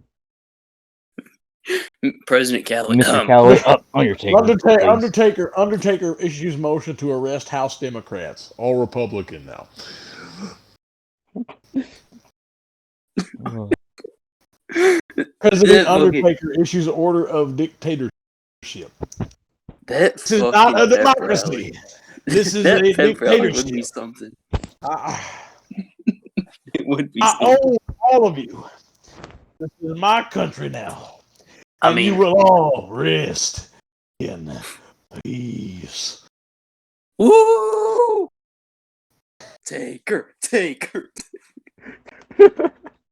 No, his Right fucking now, pep my rallies look ministry, like that soon my ministry. 2011 arena, the Druid Arena.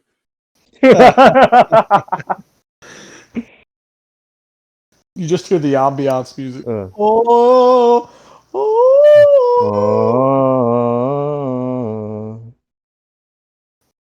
What did we do to ourselves? Why did we put our country in this position? You just got Hickenbottom over here. There's only one way to stop this. The Heartbreak Kid has to run for president. And my running mate, 888. No, it's gotta be. Undertaker, we're going to go one more round. Inside Hell in a Cell for the presidency of this United States. But then there's a third man. Oh, hell yeah! Here comes Austin. I'll be president of this motherfucking country. Oh, hell yeah. Here comes Austin. If you smell, oh my God! The one thing that has brought The Rock back. Fucking. Oh. Oh, that would be good. The Undertaker as president would be fucking. It'd be diabolical. It'd be a disaster to everybody else, but to us, a masterpiece. We'd be like, it's happening! It's happening! There's a lot of things that we come up with on this podcast, and I'm like, you know what? There's actually a slight chance that could happen one day. Yeah. The Undertaker running for president? I don't know about that. Maybe him running for mayor in Texas or something. I'm like, dude, I don't know if I'm just like getting into my own head or something, but like I've actually convinced myself that Ted DiBiase Jr. is actually going to show up on NXT someday. With the way he's looking, Billy Bear's gonna go, I barely recognize him. I can't see him underneath all that fat. Ted Jr. comes out, hey. Stuff happens when you get older. And just looks at Ted Sr. Got it from you, Dad. $1 million man. His son's the £1 million man. Jesus. Oh, come on, man. The million-year-old man. My God. Look You at the remember bags him? under his eyes. Do you remember Ted's other son? Nobody does, because he's the 1,000,000 times untalented man. Yeah, he's in jail. The 1,000,000 times incarcerated man. Oh my God. We have an amazing tag team match we're supposed to be talking about here. Talking about Oh, The yeah. Undertaker as president. That was the greatest thing I've ever heard.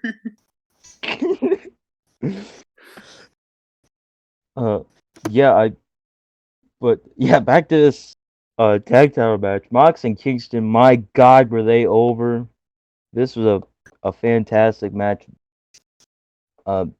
Matt Jackson was looking a little sus sometimes with his thrusting. Eddie With Kingston his hit a Too old, fucking he's too old to be thrusting. WWE shit.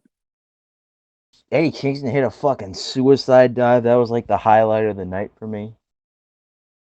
Eric Kingston. Yeah, and I really enjoyed this match.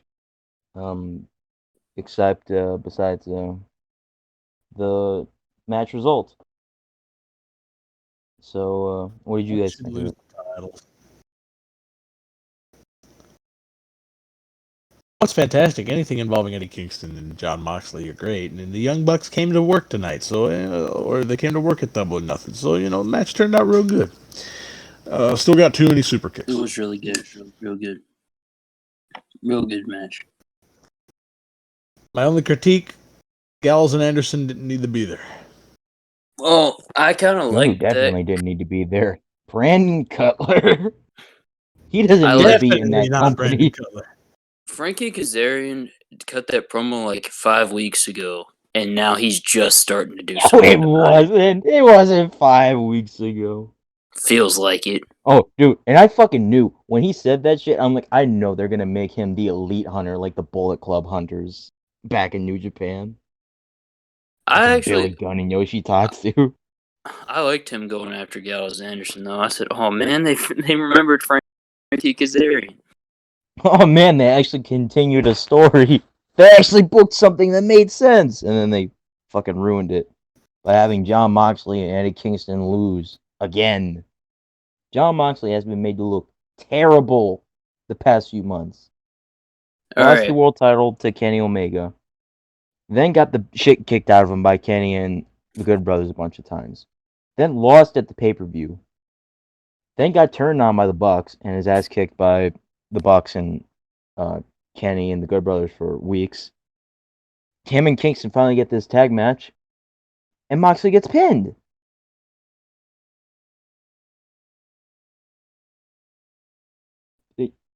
Going off TV soon anyway. Yeah, that's my only thought as to why Kingston and Moxley didn't win this match is that Mox is going off TV. if Other than him, that, I if can't think neither of him or why. Cody go off TV, that's them saying Seth Rollins is a fucking pussy. This is my thing. My thing about it is, I believe his write off was going to be the explosion. Yeah, Yeah, and then it no sucked. shit. Out, so they had to write this story in. Mm-hmm. Which, you know what? That was good. That was good for Which is them. why Christopher Daniels' farewell was on TV instead of on a pay-per-view. Well, Christopher Because Daniels' farewell was like 30 seconds, and then yeah, like well, the next week he AEW actually got a farewell certainly backstage. they suck about doing stuff like that. They do all their big angles on TV. It's another thing they can do without. Oh, hey, real quick, did you guys know that Fozzy put out another bad song? Man, the freaking Painless album was their last good one. Yeah, I what's this song called? Same. Sane. Yeah. I had to promote Double or Nothing on my story, so I said, "Oh, hey, Fozzy has a new song. Let me plug that too." Oh, Oh. Fozzy has a new song. They haven't had a good album since Wordsworth Away came out. Judas is like the only Fozzy song that I like. Listen, that they album was have good. they have two terrific albums. Painless and the Chasing the Grail album. Those are the only two good ones they have.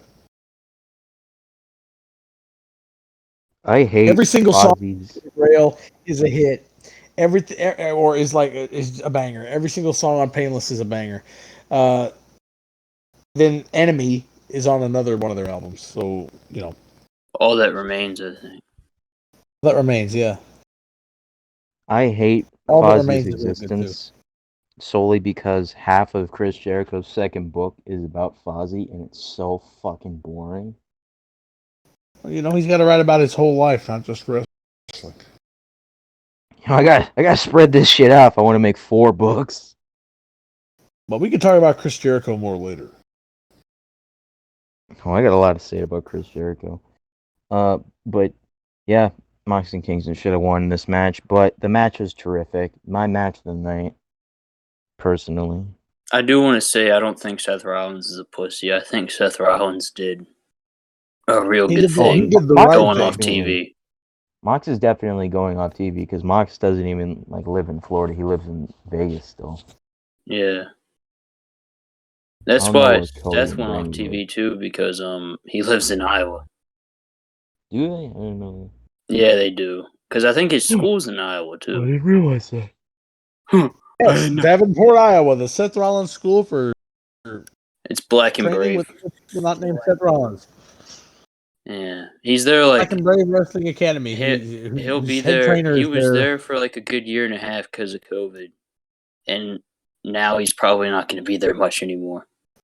Yeah, and him and Cesaro have a coffee house together. Yeah, so now they're in there feuding on TV still. So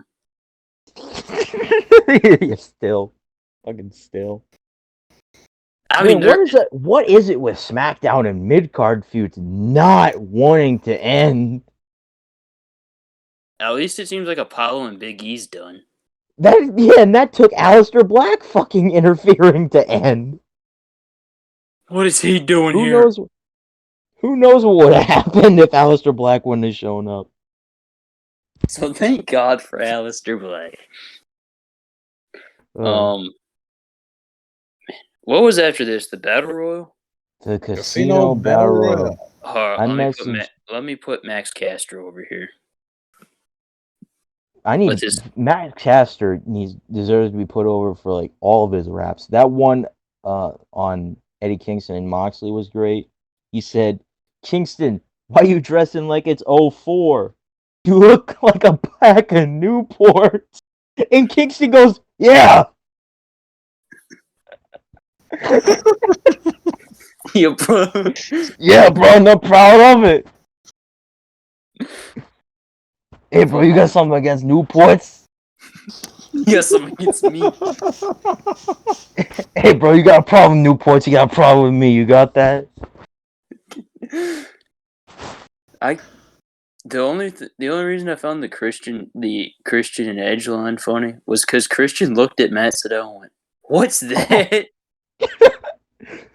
No, and the Mox part was funny with him and Kingston. He said, "I'm gonna hit you with this mic like I'm Kenny Omega. Get your girl. She's been all up in my DMs looking for some oral session."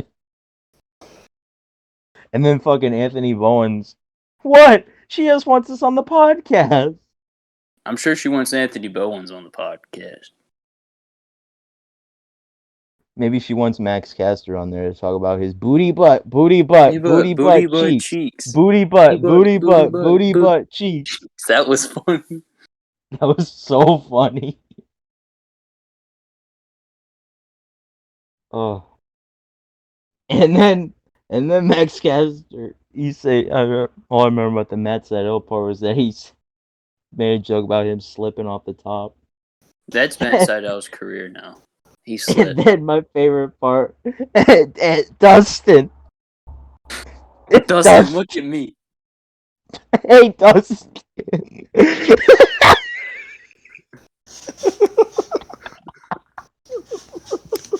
Dustin, please look at me. I gotta get this in, man. I don't fucking even remember what he said to Dustin because I was too busy laughing over Dustin, please. Dustin, can you please look at me, please?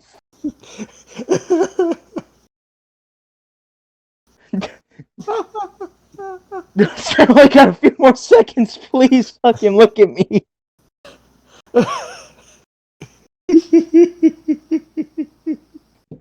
I only got a few more seconds until fucking powerhouse. Powerhouse Hobbs, dude. Hobbs. So Christian not winning the Battle Royal. That means that feud's continuing, right? Yeah, I messaged Drew the other a few days before Double or Nothing. I'm like, I wonder if they're gonna have Christian start because like I thought for sure Christian was gonna win because I couldn't think of who the fuck else was.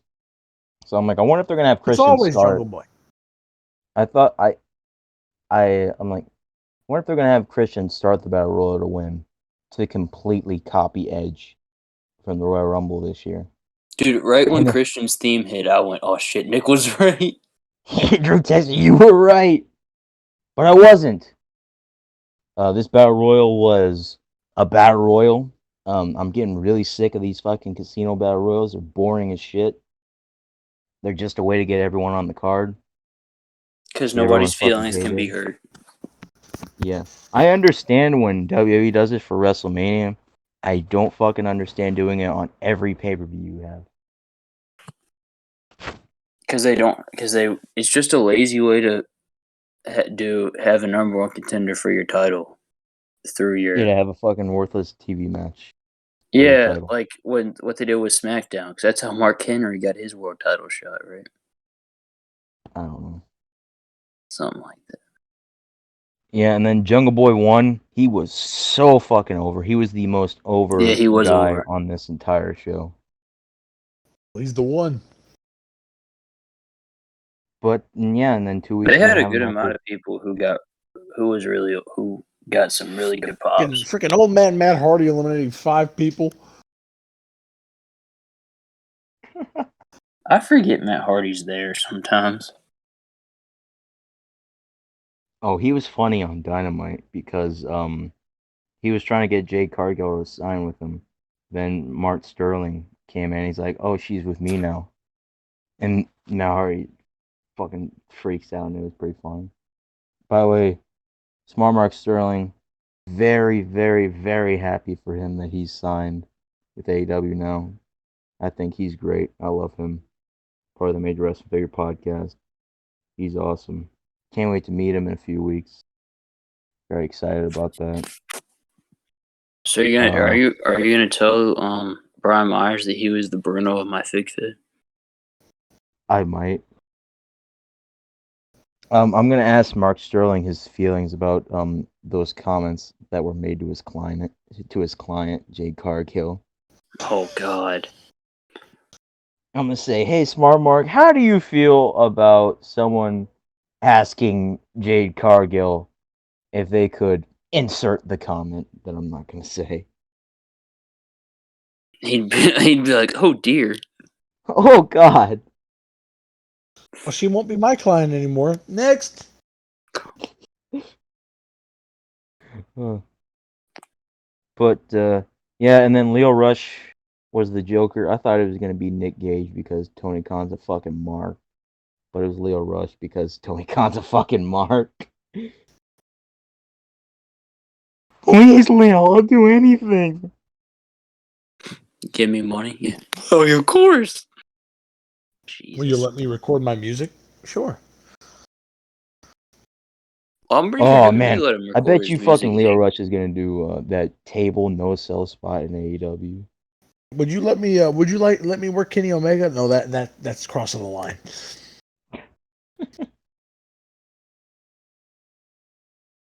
Yeah, and then Jungle Boy won, and I said this the other day too. I said this would be a lot cooler if it meant anything past like 3 weeks from now, because he's gonna lose to Kenny Omega, and then no one's gonna care about this victory after that.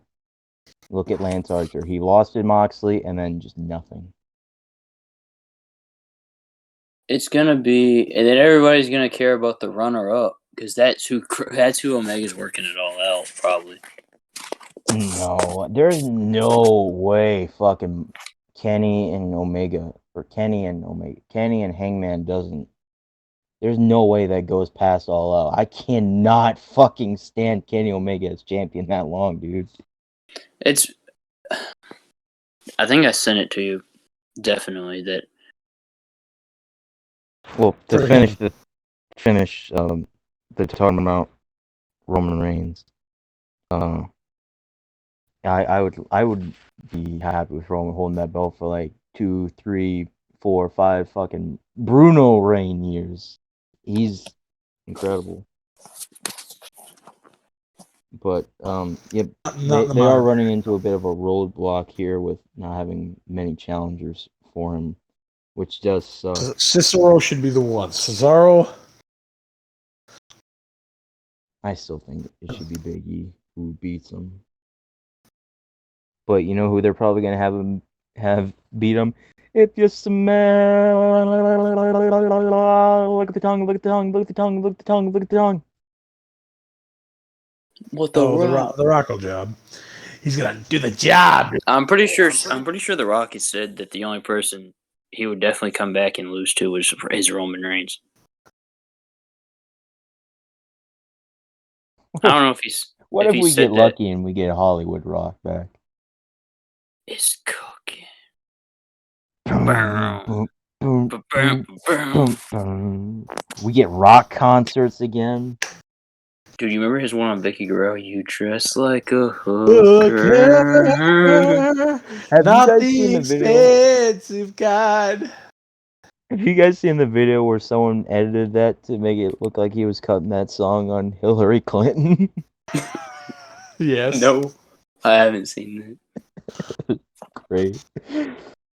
But yeah, we had USA, USA, USA, USA.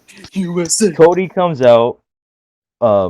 We don't give a who the fuck gives shit about the other guy. Fucking Cody is why we're here. Cody's the reason people pay for this pay-per-view, man. Cody's the reason people watch this business. Cody's putting Cody the butts wrote- in.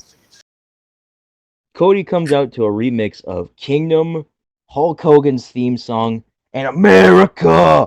Fuck yeah! Did you hear like the trumpets? Usually when they go, whoa, it's like, can't do a trumpet. But it's not Hulk Hogan's WWE theme song. It's Hulk Hogan's WCW theme song. He's got the red, white, and blue, and he doesn't even know what to do. He's government inspected. He's U.S. grade.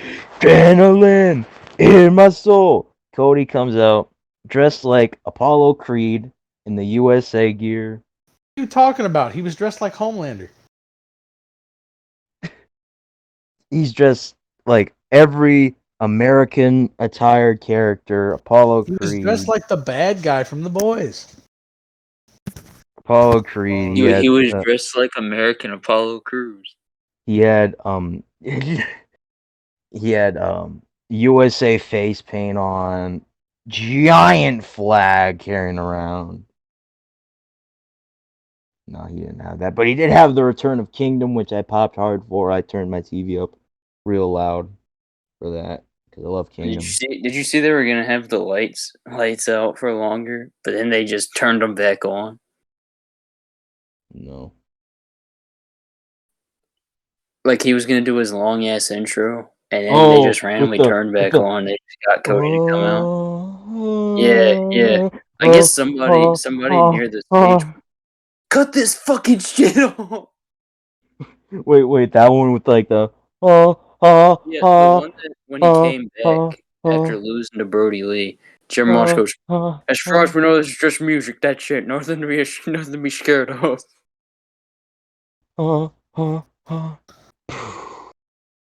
Wrestling has more than one royal family.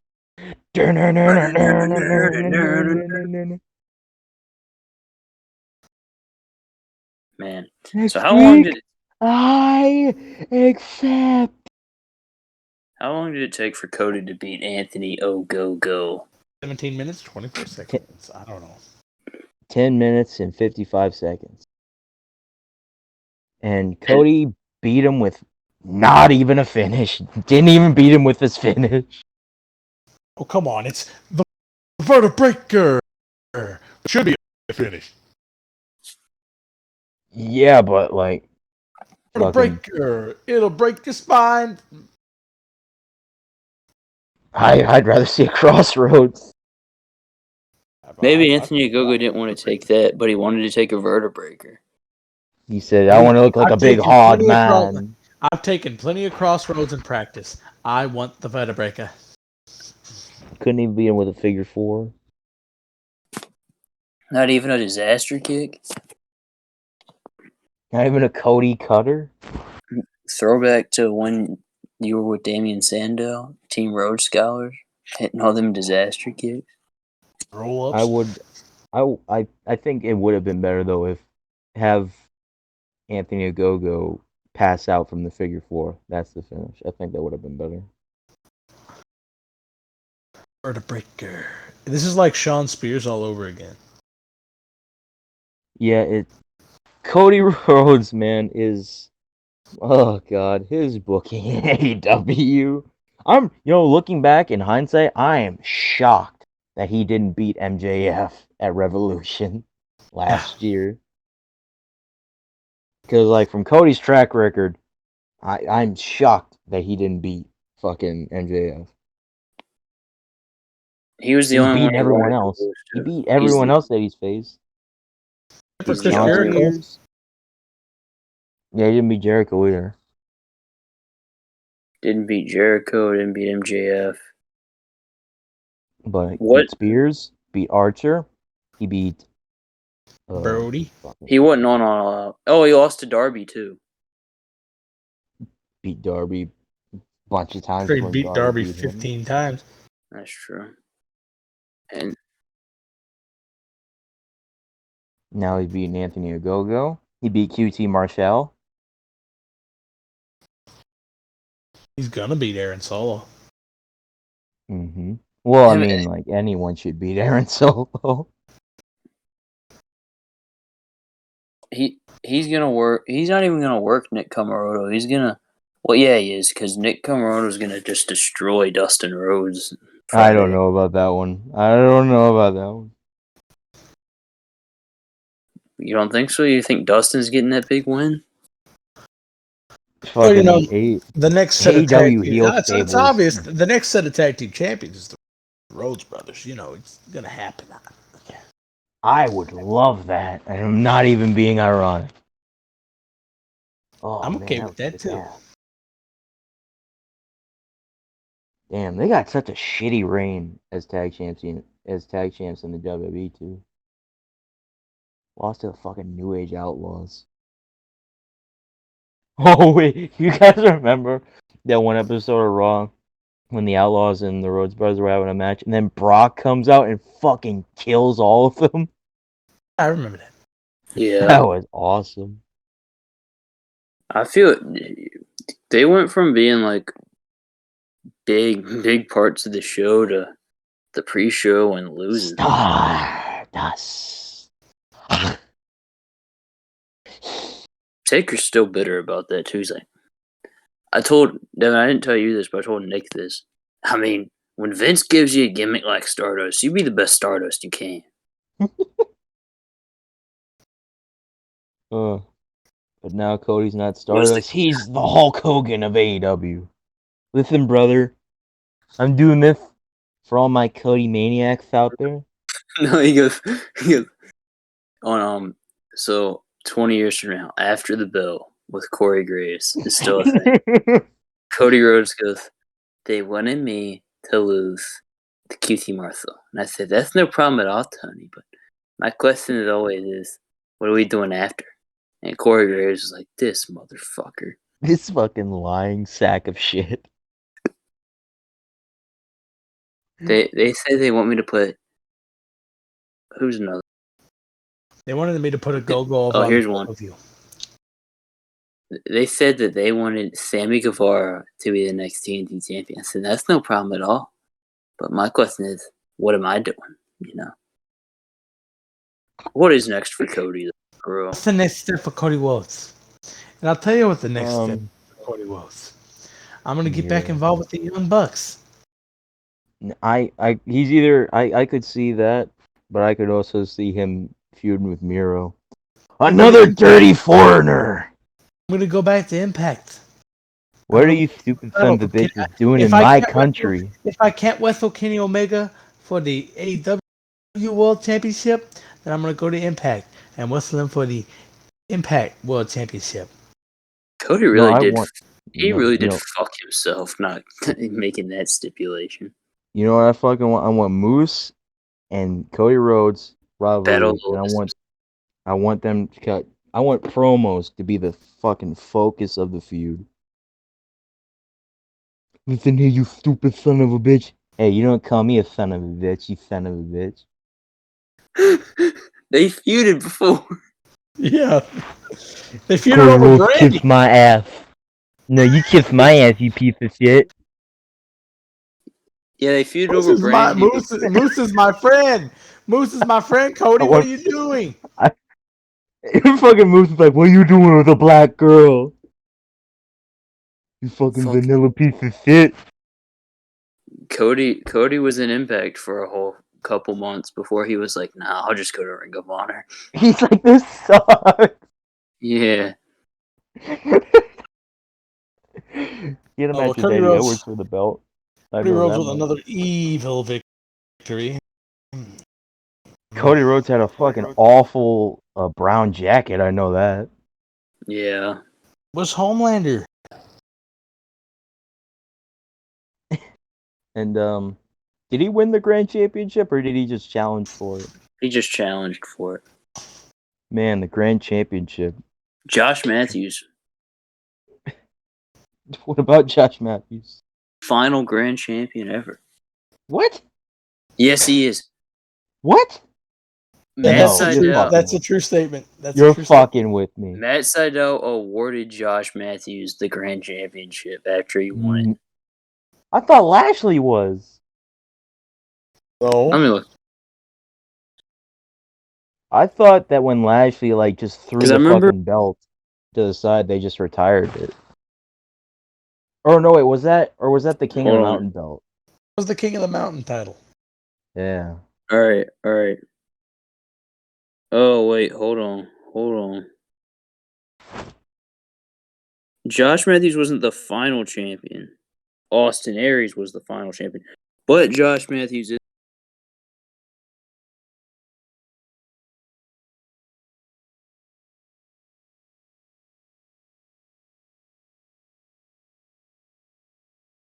What? Drew, is Eli Drake your favorite King of the Mountain champion?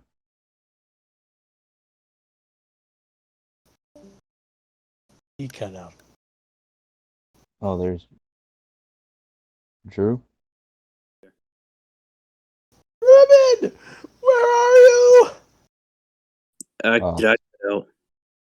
Yeah, you did. I was you cut asking you, is Eli Drake your favorite King of the Mountain champion? Oh, absolutely. No question. Wait, is it or is it EY? No, it's Eli Drake. It's James Storm. What are you talking about?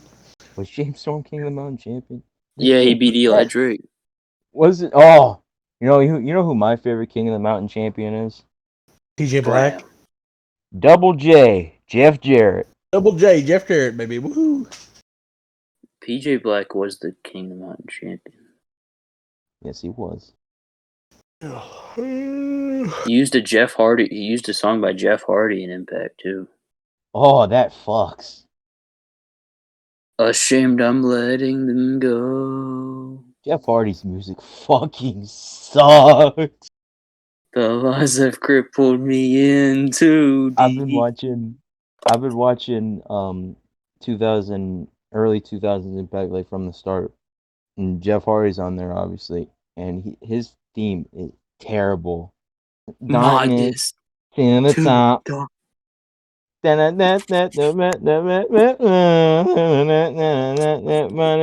like the song Obsolete. I thought that was good. I like the one. Oh god. I like similar like- creatures. I like am another. a dying I like brown. another. There. Another me is what there will Yeah. never be. I like that one, and I like No More Words. Those are the only two Jeff Hardy songs. Well, No I More like. Words wasn't sang by Jeff Hardy. Was it not? Mm-mm, that's not Jeff Hardy. Oh, I always thought that was Jeff Hardy. I did too. Oh, son Absolute, of a. Well, I'll be baby. a son of a bitch. My Well, I also skin's thought. dying because you're under it. I also thought that Big Show, Batista, and Triple H sung their songs too. Or Keeping Triple H me did weak. sing I his fade song. away and classify myself as obsolete. Triple H didn't sing his song. What's going on down here? Will, it's time. We got to move on. Miro is going to take on the Tank. Miro has a disappointing underwhelming match with Lance Archer, and Lance Archer eats another fucking big loss. Just like always, Miro underperforming in a big match. Dude, what the fuck am I hearing right now?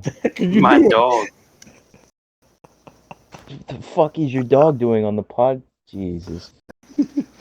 I'm downstairs, and apparently he's all excited for some reason. It's 1 Why the o'clock in the fuck would morning. anything be excited to see you? Oh, I know what you want. Hold on, let me go get it. But yeah, Miro and Lance Archer. God, Lance Archer. If I was Lance Archer, I would regret coming to AEW. I'd say Vince. His booking has sucked ass from the very start. Vince, can I come back? Sure. Nah, he just go back to Japan. Start throwing water bottles out of his pants again. Dude, it's fuck. He'd be great in Impact. Going back to Impact. Lance Hoyt. Yeah. Man, his booking has sucked his entire career. That sucks. He sucked in Impact. He did his first. He sucked in Impact. Him and Kid Cash fucking suck. Okay, so America's Most Wanted, they beat Team Canada again at Final Resolution 2005 with the tag team titles. The next Impact, America's Most Wanted are cutting a promo backstage, and Kid Cash and Dallas come in and interrupt them wanting a title shot. Kid Cash had just lost to Dustin Rhodes at the pay-per-view. And before that, hadn't been getting much wins before that. Dallas, never seen him get a win yet. Kid Cash and Dallas lost a tag team match like 2 weeks before the pay-per-view. And before that, they hadn't had a single tag match on Impact. But just cutting one promo on America's Most Wanted, they get a title shot at the next pay-per-view. And in the promo, James Storm says, "You guys don't deserve it, but we're going to give you a title shot." You guys don't deserve it, but we're gonna give it to you anyway. Because we don't have anyone else to face. Because fucking Kaz and Michael Shane, they're facing a damn race car driver and Road Dogg. Derby Sadler. No, fucking, it was, oh, God, what was his name? Was this at the time when Kazarian was in the WWE? I don't know. But, fuck, who was the race car driver that team with Road Dogg? Jeff Hammond. Hammond? This dude was think of like a fucking church dad. That was Jeff Hammond. Fucking gray hair, receding hairline, old as shit, fat, fucking not in good shape. And he's a race car driver. He's not even like a fucking like a football player or a baseball player, a boxer, like He an wasn't a actual football player like like Jesse fucking Swanson. wasn't like an actual like athlete. He's a fucking race car driver, and he's having a match for some reason against Michael Shane and Kazarian. At Bentley, baby. Mm-hmm. Oh man, I need to start a TNA review podcast. God, the point I'm at in TNA right now fucking sucks. Kevin Nash has had 2 matches so far, lost both of them, and is facing Jarrett at the next pay-per-view for the title. Why? Because fuck it, why not? Kevin Nash. Kevin Nash. This. Kevin Nash lost a number 1 contenders match and still got a title shot. It was Page, Monty Brown, and Nash in a triple threat for become number 1 contender later in the night. Kevin Nash was the first man eliminated, and he's getting a title shot at the next pay-per-view. Just automatically give him a title shot. My favorite Kevin Nash promo is, "We're going to take this company over. We're going to make you guys hate this business." Now, my favorite Kevin Nash promo is, "You guys do it for us." What do you mean us? The black guys. Who does us Lethal, you're going first. Why? Because you're black. Oh, I'm black. Paparazzi Championship Series. I can't wait to get the Paparazzi Productions, Kevin. Man. Oh God. Hey, Lethal, I believe you're first. Yeah, Miro sucks. Lance Archer deserves way better. Now on to something positive. On to something positive. Dr. Britt Baker, DMD, Adam Cole's girlfriend. finally won the AEW Women's Championship. I've been waiting for what feels like ages for her to win this title. She finally did it. The match was great. I really enjoyed it. What were your guys' thoughts? I liked it. Britt Baker's I agree with improved it. drastically from where she was at the beginning of AEW. Mm-hmm. She was Yeah, she obviously developed the character. miscast as a babyface, and now she's in the role she deserves. God, imagine if AEW did that with more people. Give them a character. It'd be Like amazing. fucking Dude, fucking Shivani giving her a hug. What a guy. that was really nice. I like that. Yeah, this is great. So happy for Britt. She deserves it. She's been like the highlight of that division for a long time now. And I don't want to see her Except for dropping it Hikaru anytime Shida. soon. No, Britt's always been better, the bigger highlight than Cheetah for me, man. Cheetah's reign, in my opinion, sucked. She faced Nyla Rose like 20 times. I also blame Tony Khan for giving her Nyla Rose 80,000 times. Yeah. Her and Thunder Rosa was really good. I enjoyed that. That's about it, though. Thunder. Have you heard Thunder Rose's AEW thing? Drew, I've watched many of her matches. Thunder Rosa. Thunder. Until how long until she comes out to Thunderstruck? Hey, wait a second. I think Thunder Rosa lost that match to Camille, where if she lost, she couldn't work other companies.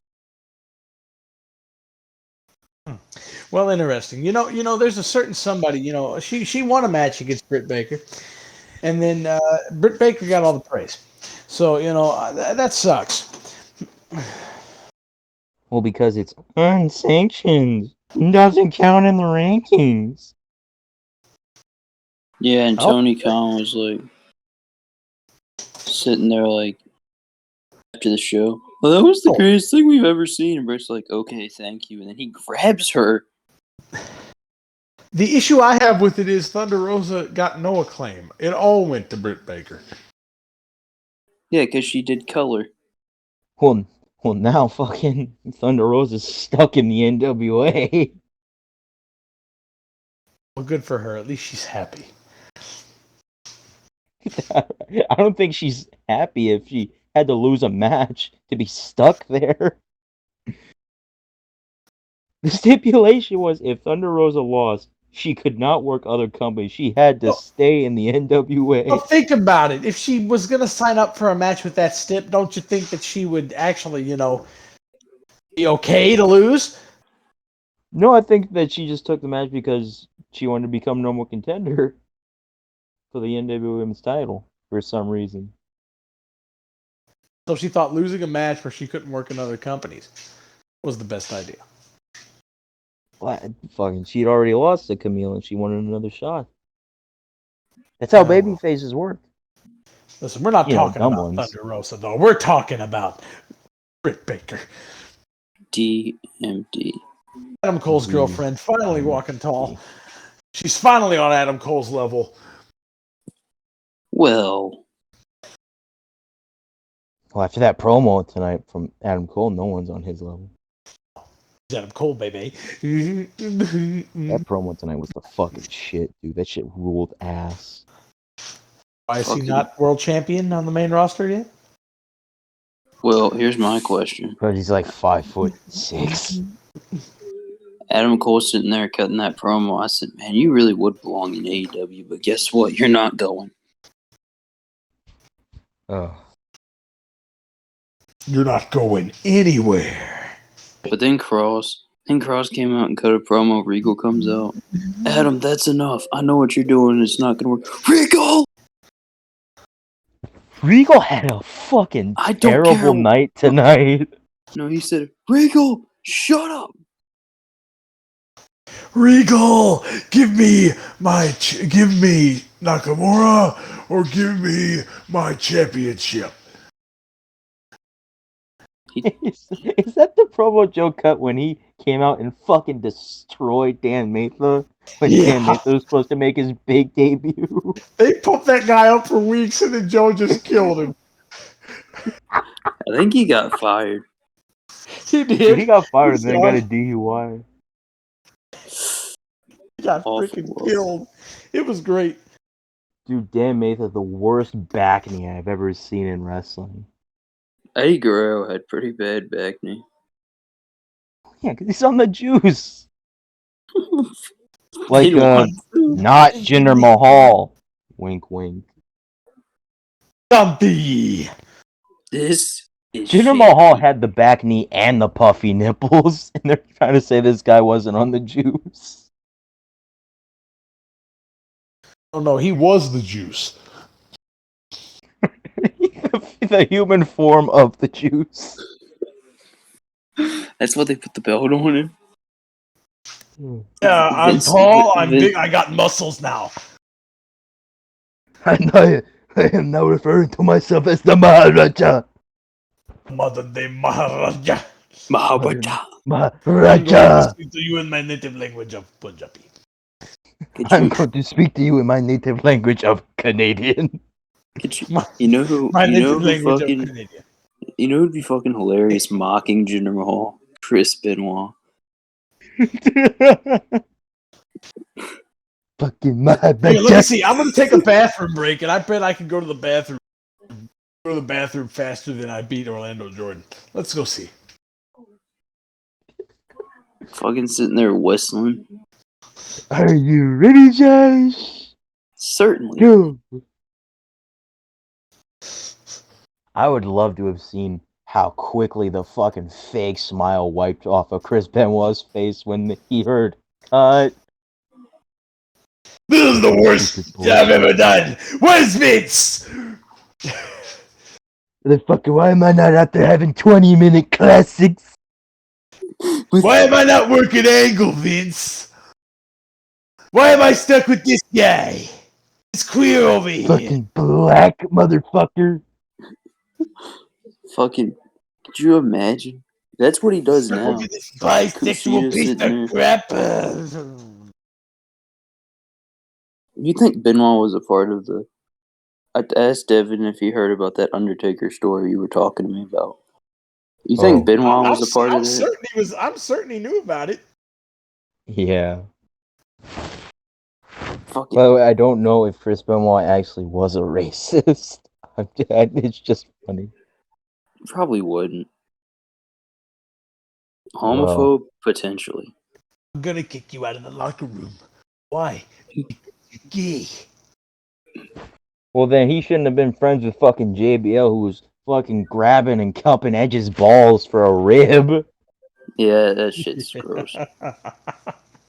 God. Fucking JBL's cupping Edge's balls. Fucking someone else in the showers. Hey, JBL, what are you doing in there? I don't know. I don't know. I'm drunk as hell. JBL's in there. It seemed funny in my head. You know, this is a lot worse than execution. Oh, Where's Ron? man. Where's Ron? That reminds me. Did you guys know that at one point in WCW, Kevin Nash went by the nickname of the Sexecutioner? Oh, God. No, I didn't. What a great nickname. In WCW on TV. Yeah, fucking Scott Steiner's cutting fucking promo. I watched the promo where he cuts on Ric Flair, the fucking shoe promo, he cuts on Flair for no reason. Where he's like, I turned on WCW, and why the fuck would someone want to watch Ric Flair when they can go over to WWF and watch Stone Cold Steve Austin? But my favorite part was Scott goes, why did WCW hire Ric Flair and not the original Nature Boy, Buddy Rogers? Now I know he's dead, but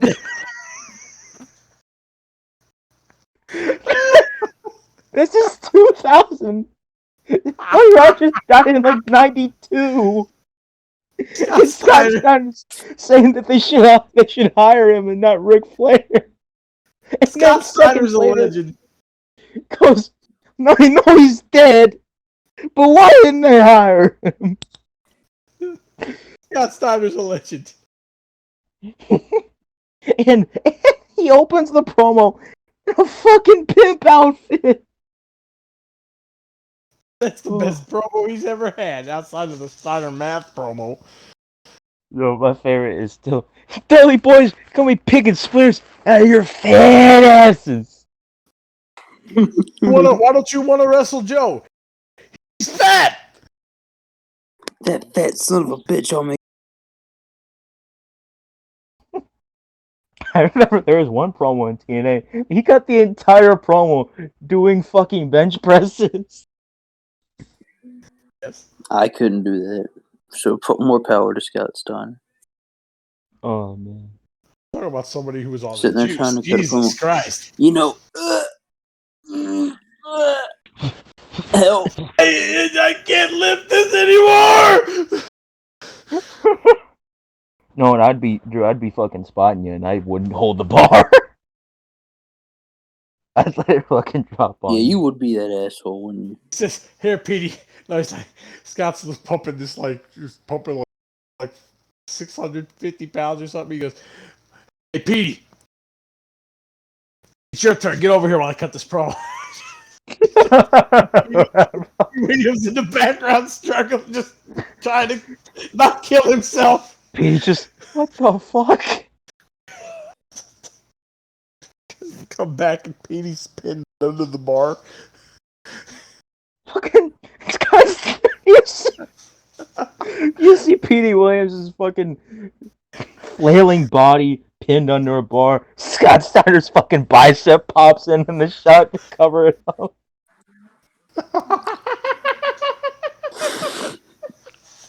That would have been awesome.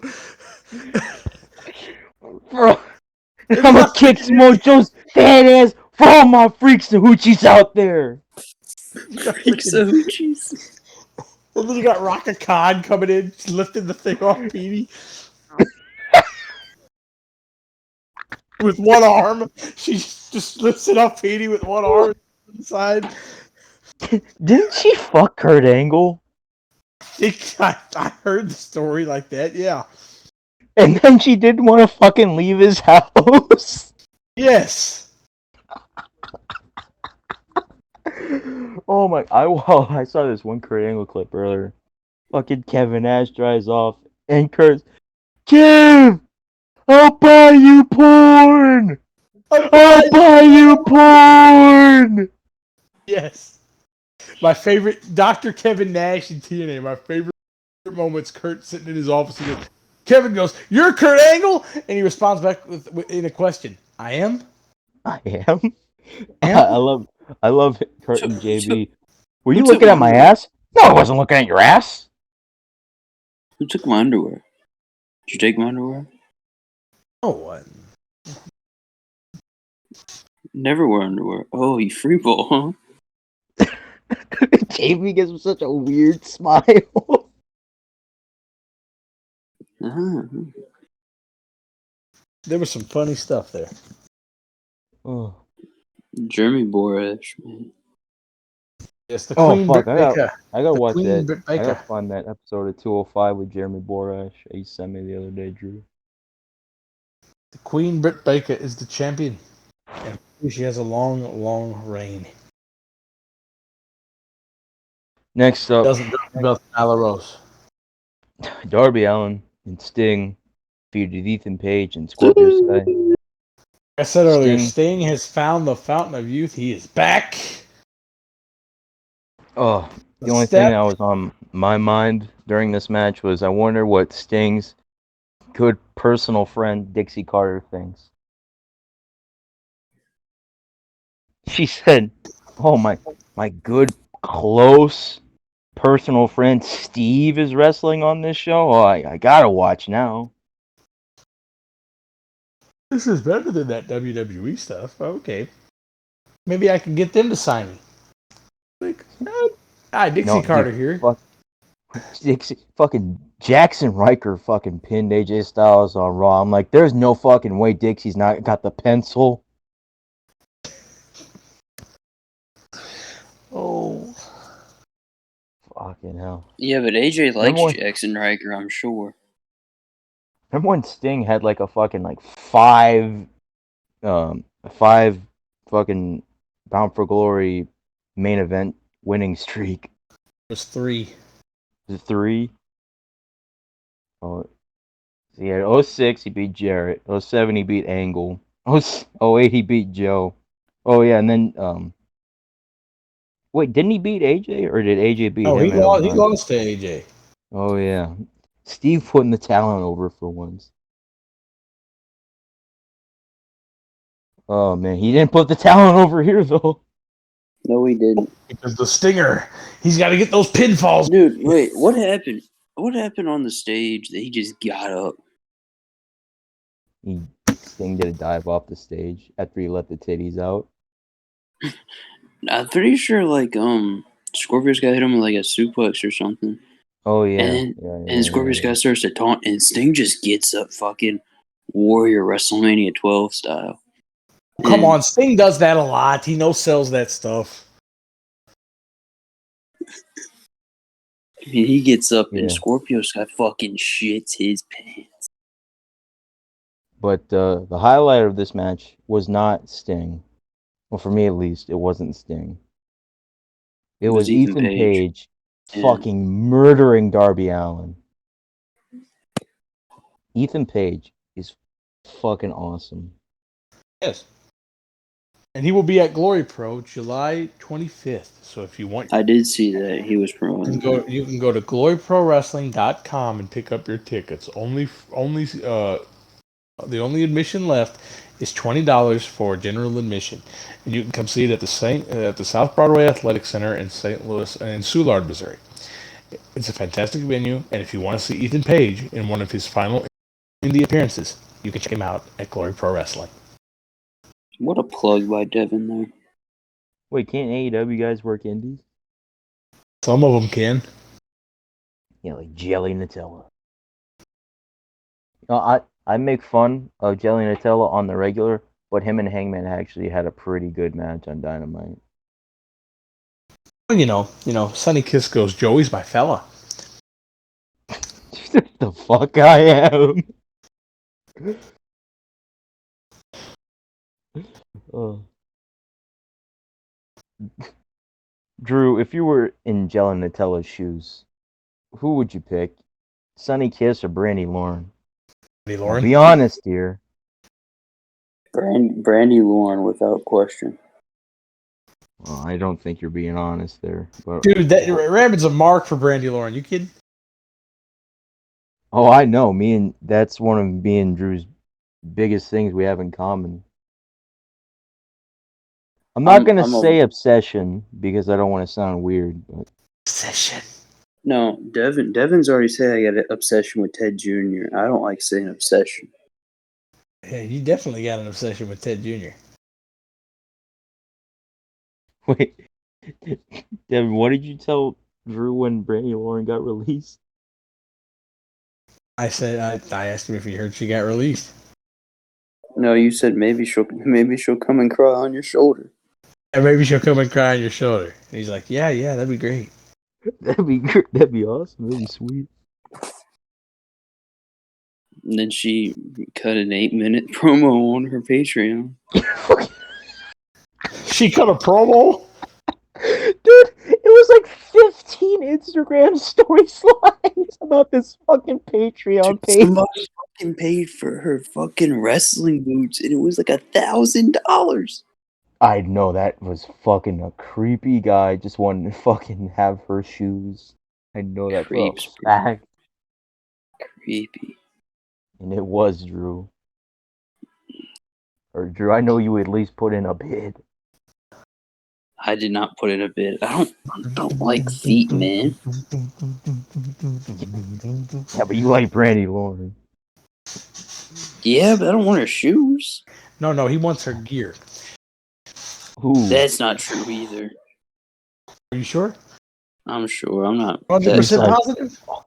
Drew's like, oh man, a knee pad. Oh, Nice. this is her. This is her. What am I looking for here?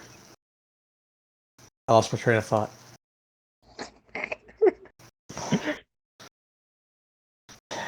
This is her ponytail. Oh, that's fucking creepy. Mm-mm. Oh, Oh, we all know the truth, man. We all know the truth. Don't tell them all the truth. all right. Next up. Sting pinned Scorpio Sky. Should have been Darby Allin. I hate Sting being a superhuman in AEW. Next up, three-way match for the AEW World Championship. Kenny Omega defeated Orange Cassidy and Pac. Thank God Orange Cassidy didn't win because he shouldn't be anywhere near the world title picture. Stupid gimmick doesn't deserve the world title. I thought this was a fantastic match, though. It always is. You got three good workers in there. I'm not discounting the fact that Orange Cassidy can work, but Common is mid card at best. Drew sent me a thing today. Someone was like, all right, which was better? And it was this triple threat and Bryan, Roman, and Edge. And I say easily the Mania one, just because it was 1,000 times more unpredictable. At Mania, I thought any of those three guys could have won. This match here, not a single doubt in my mind that Kenny Omega was not walking away with the championship here. That's been the biggest problem with Kenny Omega as champion. Everybody knows what Endgame is. Mm-hmm. And it was the same thing with Moxley. Everybody and that's the thing about the reigns in AEW. Everybody knows what the Endgame is. Yeah. Now I don't know who I still don't know who exactly he is going to drop the Impact title to. But everyone knows it's going to be Jake something. In my dreams. I think Scott D'Amore hates Jake something. Actually, if in my dreams, fucking Eddie Edwards beats Kenny Omega for the belt, or Josh Alexander. My dream is Josh Alexander. I might be dropping a little exclusive here, guys. But I talked to Josh Alexander at Glory Pro the other day, right? And I said, my brother says to Josh, every time you come to Glory Pro, you come back with a new piece of hardware. You had the tag belts with Ethan Page. Now you got the X Division title. So when are you taking the belt off of Kenny Omega? And he says, and I quote, I don't know, but I promise if I do, I'll come back. Now that signifies to me that he was talking not about the Impact title, because Impact lets them do indie dates, but was talking about the AEW championship. So Josh Alexander to AEW, that's very possible. Well, I had a conversation with Josh Alexander once. Yeah? But it didn't go so well. So. Yeah, because fucking... Mm-hmm. Why? What did you do to Josh Alexander? I asked him in a Q&A, just as a joke, Big Taker guy? And he replied in DMs and said, define big. Yeah, define big. And I'm very surprised and caught off guard I'm like, oh man, how can I turn this into an actual question now? Because I can't Well, be like, oh, I was just joking. Did you grow up on No. Undertaker? You know, how big are you? How big of a fan are you? You know, do you follow him? Yeah. Is he one of your inspirations as a wrestler? That's what you say. Well, I just said like, was he like one of your favorites or something like that, or like, do you? No, I think I said, um, do you like and respect him as much as a lot of other people in the business? And he said, yeah, absolutely. And then I pushed my luck too much. I asked him another question. I said, was he one of your favorites of yours? And he left me on red. Well, good for you. You definitely pressed your luck. I'm like, man, at least I know that dude has like kids and shit, and that he's busy. Leave me alone. I got kids. Well, we got I that win got for kids, Kenny, man. baby. We got that win for Kenny. He's going to roll all the way to All Out where he loses the belt, or faces Christian, and he's going to roll all the way past that to when he loses the belt to Hangman Page 1 year later at Full Gear in St. Louis, Missouri, November 6th. Now,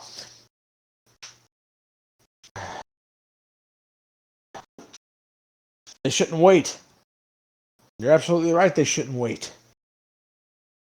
Hangman should win it all out because it is the biggest show that AEW puts on every year.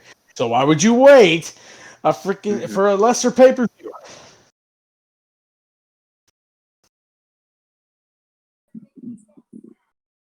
Hangman's rolling right now. He's got all the momentum in the world. Why would you wait? Because if you wait from now until Full Gear, Hangman could get hurt. Heaven forbid Kenny could Yeah, get hurt. the longer we wait with Hangman, the more steam he loses. Oh yeah.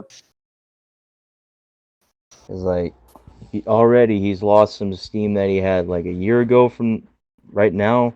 Hottest dude in the company. He's cooled off a bit now though. I mean, I didn't even know he was on the pay per view. I didn't even know he was working Brian Cage. If that's any indication. Yeah. So, But yeah, this triple threat I thought was great. I mean, it's What got did you three guys think? fantastic workers, specifically Omega and Pac, because like those are two of the best in the world. So you should know that you're getting a very very very great, a very very good match out of it with those three involved. And I'm glad Kenny won. But Don Callis, you know, it's Pac. He deserves a one-on-one match for the title, you know, because I think Pac deserves it. He didn't get pinned, so.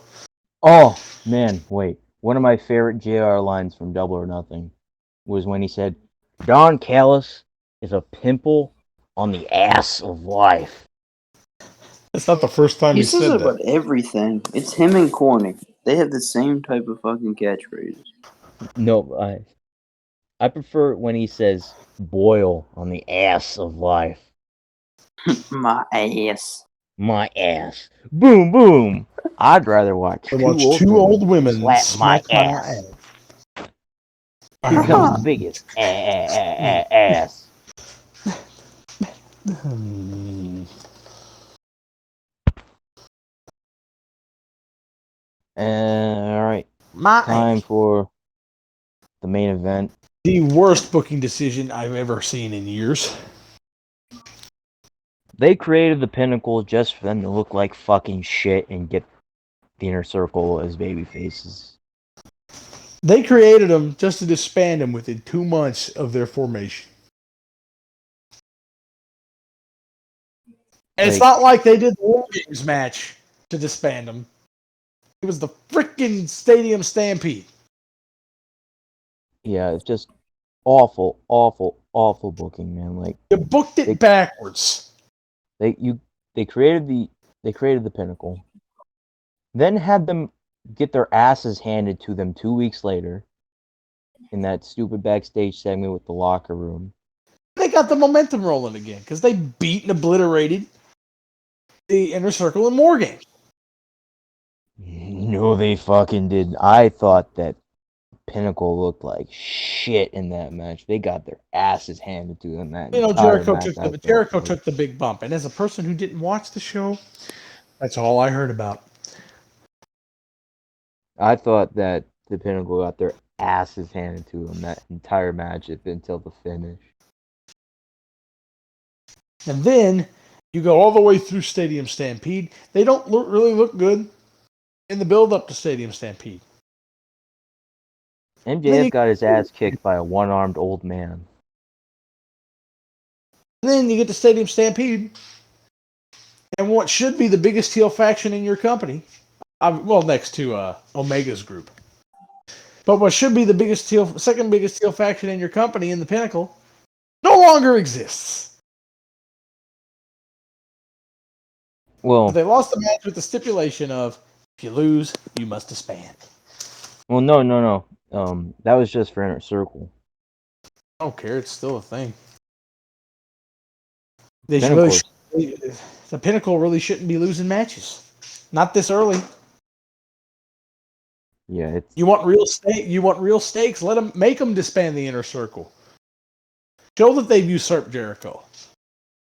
Yeah, fucking Grow a pair of balls, Tony. awful, man. Fucking MJF is better than Chris Jericho right now. Like, just right now. I think that FTR are a better tag team than FTR's a better Santana and tag team Ortiz. than Santana And and that's Ortiz. not I me like being Santana biased. and Ortiz. Yeah, I like love Santana and and Ortiz.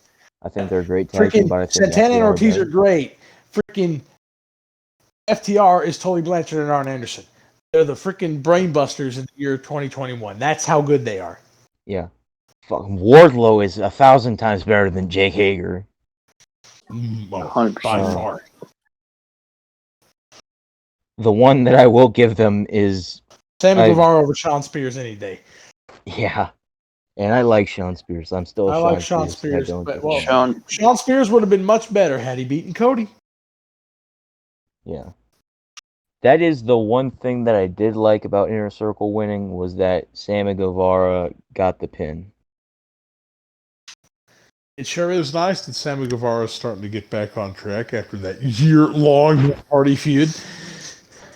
Man, year-long Hardy feud and then like months of doing absolutely nothing.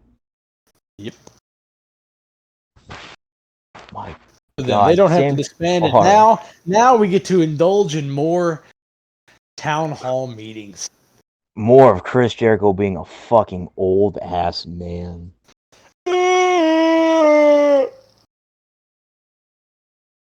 Fuck, man. It's going to be a long year.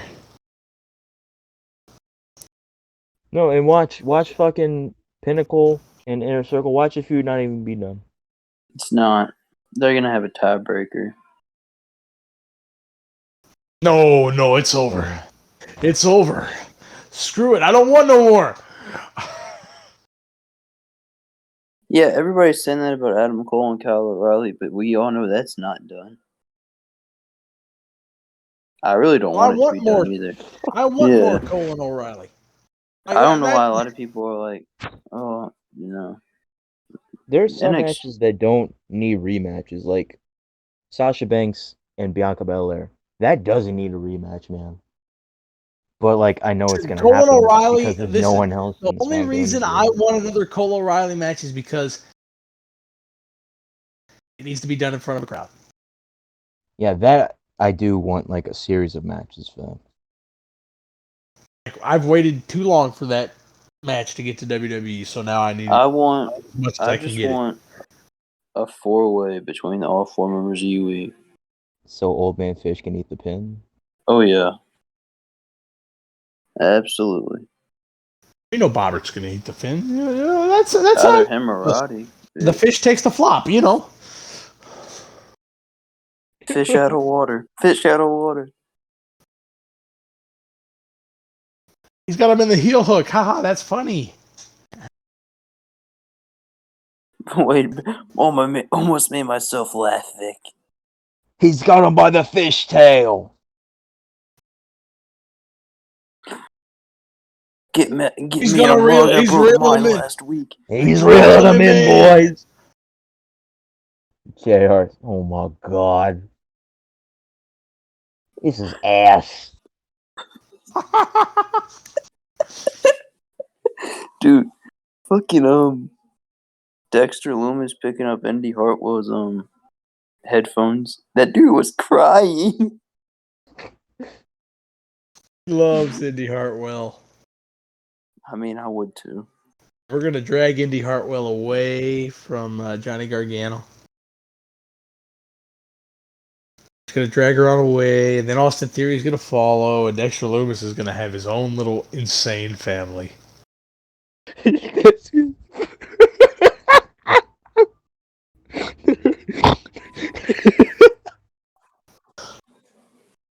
It's all Austin Theory being like a Dexter Loomis like follower or some shit. Great. Austin Theory just in general is so fucking funny. I was at the beach. Man, he had me tied up in the basement, and I got to watch all the TV I wanted. It was great. I got to watch different cartoons. And I got to eat all the cereal I wanted. It was great. Fucking Johnny's terrified. Did you pay off the therapist? Yeah, of course. I paid with the best money. I paid for the best money could buy. Okay. Austin, we're going to Chuck E. Cheese. Oh. Hey! No, the funniest part of the one where he's like, "Did you pay the therapist?" When he just fucking rips off his shirt. I've had enough of this. He is And then crossed. Indy Hartwell's there. Oh my god. Indy Hartwell was too disgusted over Shotzi and Ember winning the titles. But now she's a champion. Yeah, now she's depressed. God, the NXT Women's Tag Team titles. The worst thing in NXT history.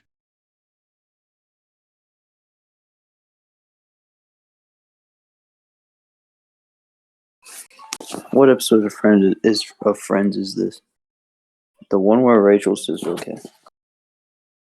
You know what the NXT Women's Tag Team titles can do? They can kiss my ass. Yeah, they can screw off because they're useless. Ugh. Anyways, I Well, have that some to attend to at 1 a.m. yeah, that was Double or Nothing. Per damn good pay per view, in my It's Yeah, it opinion. was pretty it's good. one of the best pay-per-views they've ever had. So good for them. Yeah, really enjoyed it. Let's hope it Match. carries over to TV, or else I'm not gonna watch. Well, I thought Dynamite on Friday was really good, and I'm hoping the same for Dynamite this week. Match of the night, like I said, for me was the tag title match. Do you guys have a favorite match of the night? Going with the Stinger. Tag title. Woo! Going with the Stinger Oh, because he proved he jeez. could go again. That's one more time for the Stinger. Here we go. It's gonna be Sting and Darby. Oh man, you know what's gonna happen? Sting and Darby Allin versus the fucking Young Bucks. Dude, I'm okay with that. Old man Sting could bury old man Jackson. No, fuck the Yeah. Bucks. They can get buried by Sting. I'm okay with that. Oh, Give him man. a belt. This is the Stinger. He's back. Give him the belt. Oh, I've changed my tune. He can go. And they're gonna be the ones to beat the Bucks too. I'm okay with that. Give him the belt. But I think that's all. Nick, is that all? That's it for this AEW podcast where we only talked about AEW for like maybe half of the show. Maybe half. That Undertaker present. That's the highlight of the show The right there. best bit right there. But Drew, where can people find you? you can find me on Instagram at vanilla_midget for real. Vanilla midget. You can find my figure account at Little Boot Scout Productions. And Nick, where can they find you? find me on Instagram at Gargano_is_guy. You already know. Dustin, where can the people find you online? Dustin, it's Dustin. Devin. Devin. I do that all the time. Too many D's. Pause on that one. Boss of 3 years called me Dennis the other day. You're fine. Dennis. Anyways, you Drew's can old find girlfriend me used to if call you me want. Noah. Yeah, that was weird. If you want to follow me anywhere, you can find me on Twitter at Devin_O'Neill12. I don't post anything, so it's useless. But if you want to, you can. I have Devin followed because Hell of a Devin's my profile friend. picture. Oh yeah, looking Every now looking and real then. slick, my friend. Yes, it's the best profile picture. Slick You're Rick. right. I'm doing the pose, man.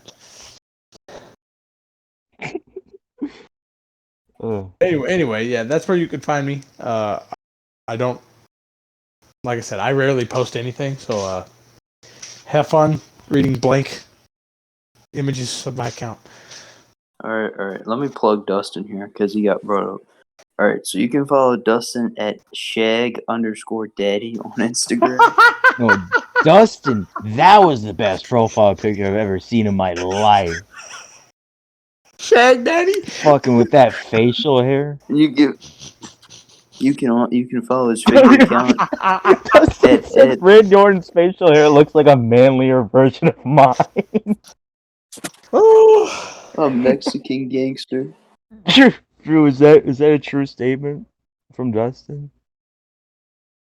Fucking, you can follow his figure account at end_of_sorrow. I think. Don't quote me on that. Just forget that. Shut the fuck up. Yeah. You're just like, never mind, don't follow him. He can kiss my ass. Boom, boom. I'd rather watch two old women Smack my ass. Slap his ass. I don't want to see that. You see Dustin coming? Here comes the biggest ass. Big man is back. But Nick, You where can can they follow the pod? There you go. Follow the podcast on Instagram at Miscellaneous Discussions at MISC Discussions on Twitter.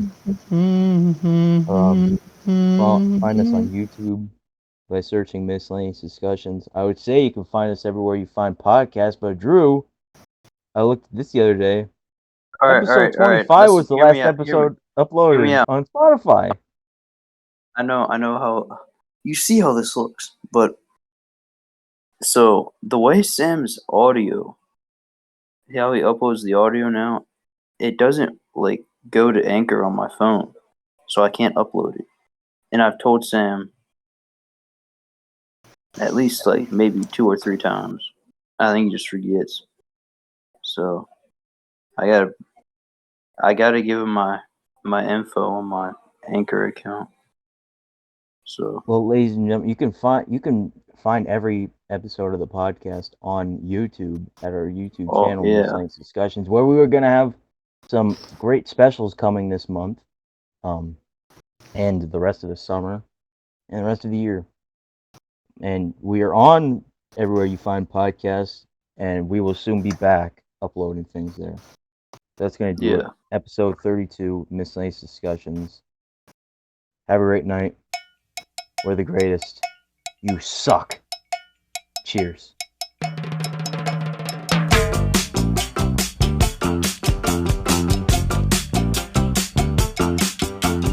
All my friends know the low rider. The low rider is a little higher.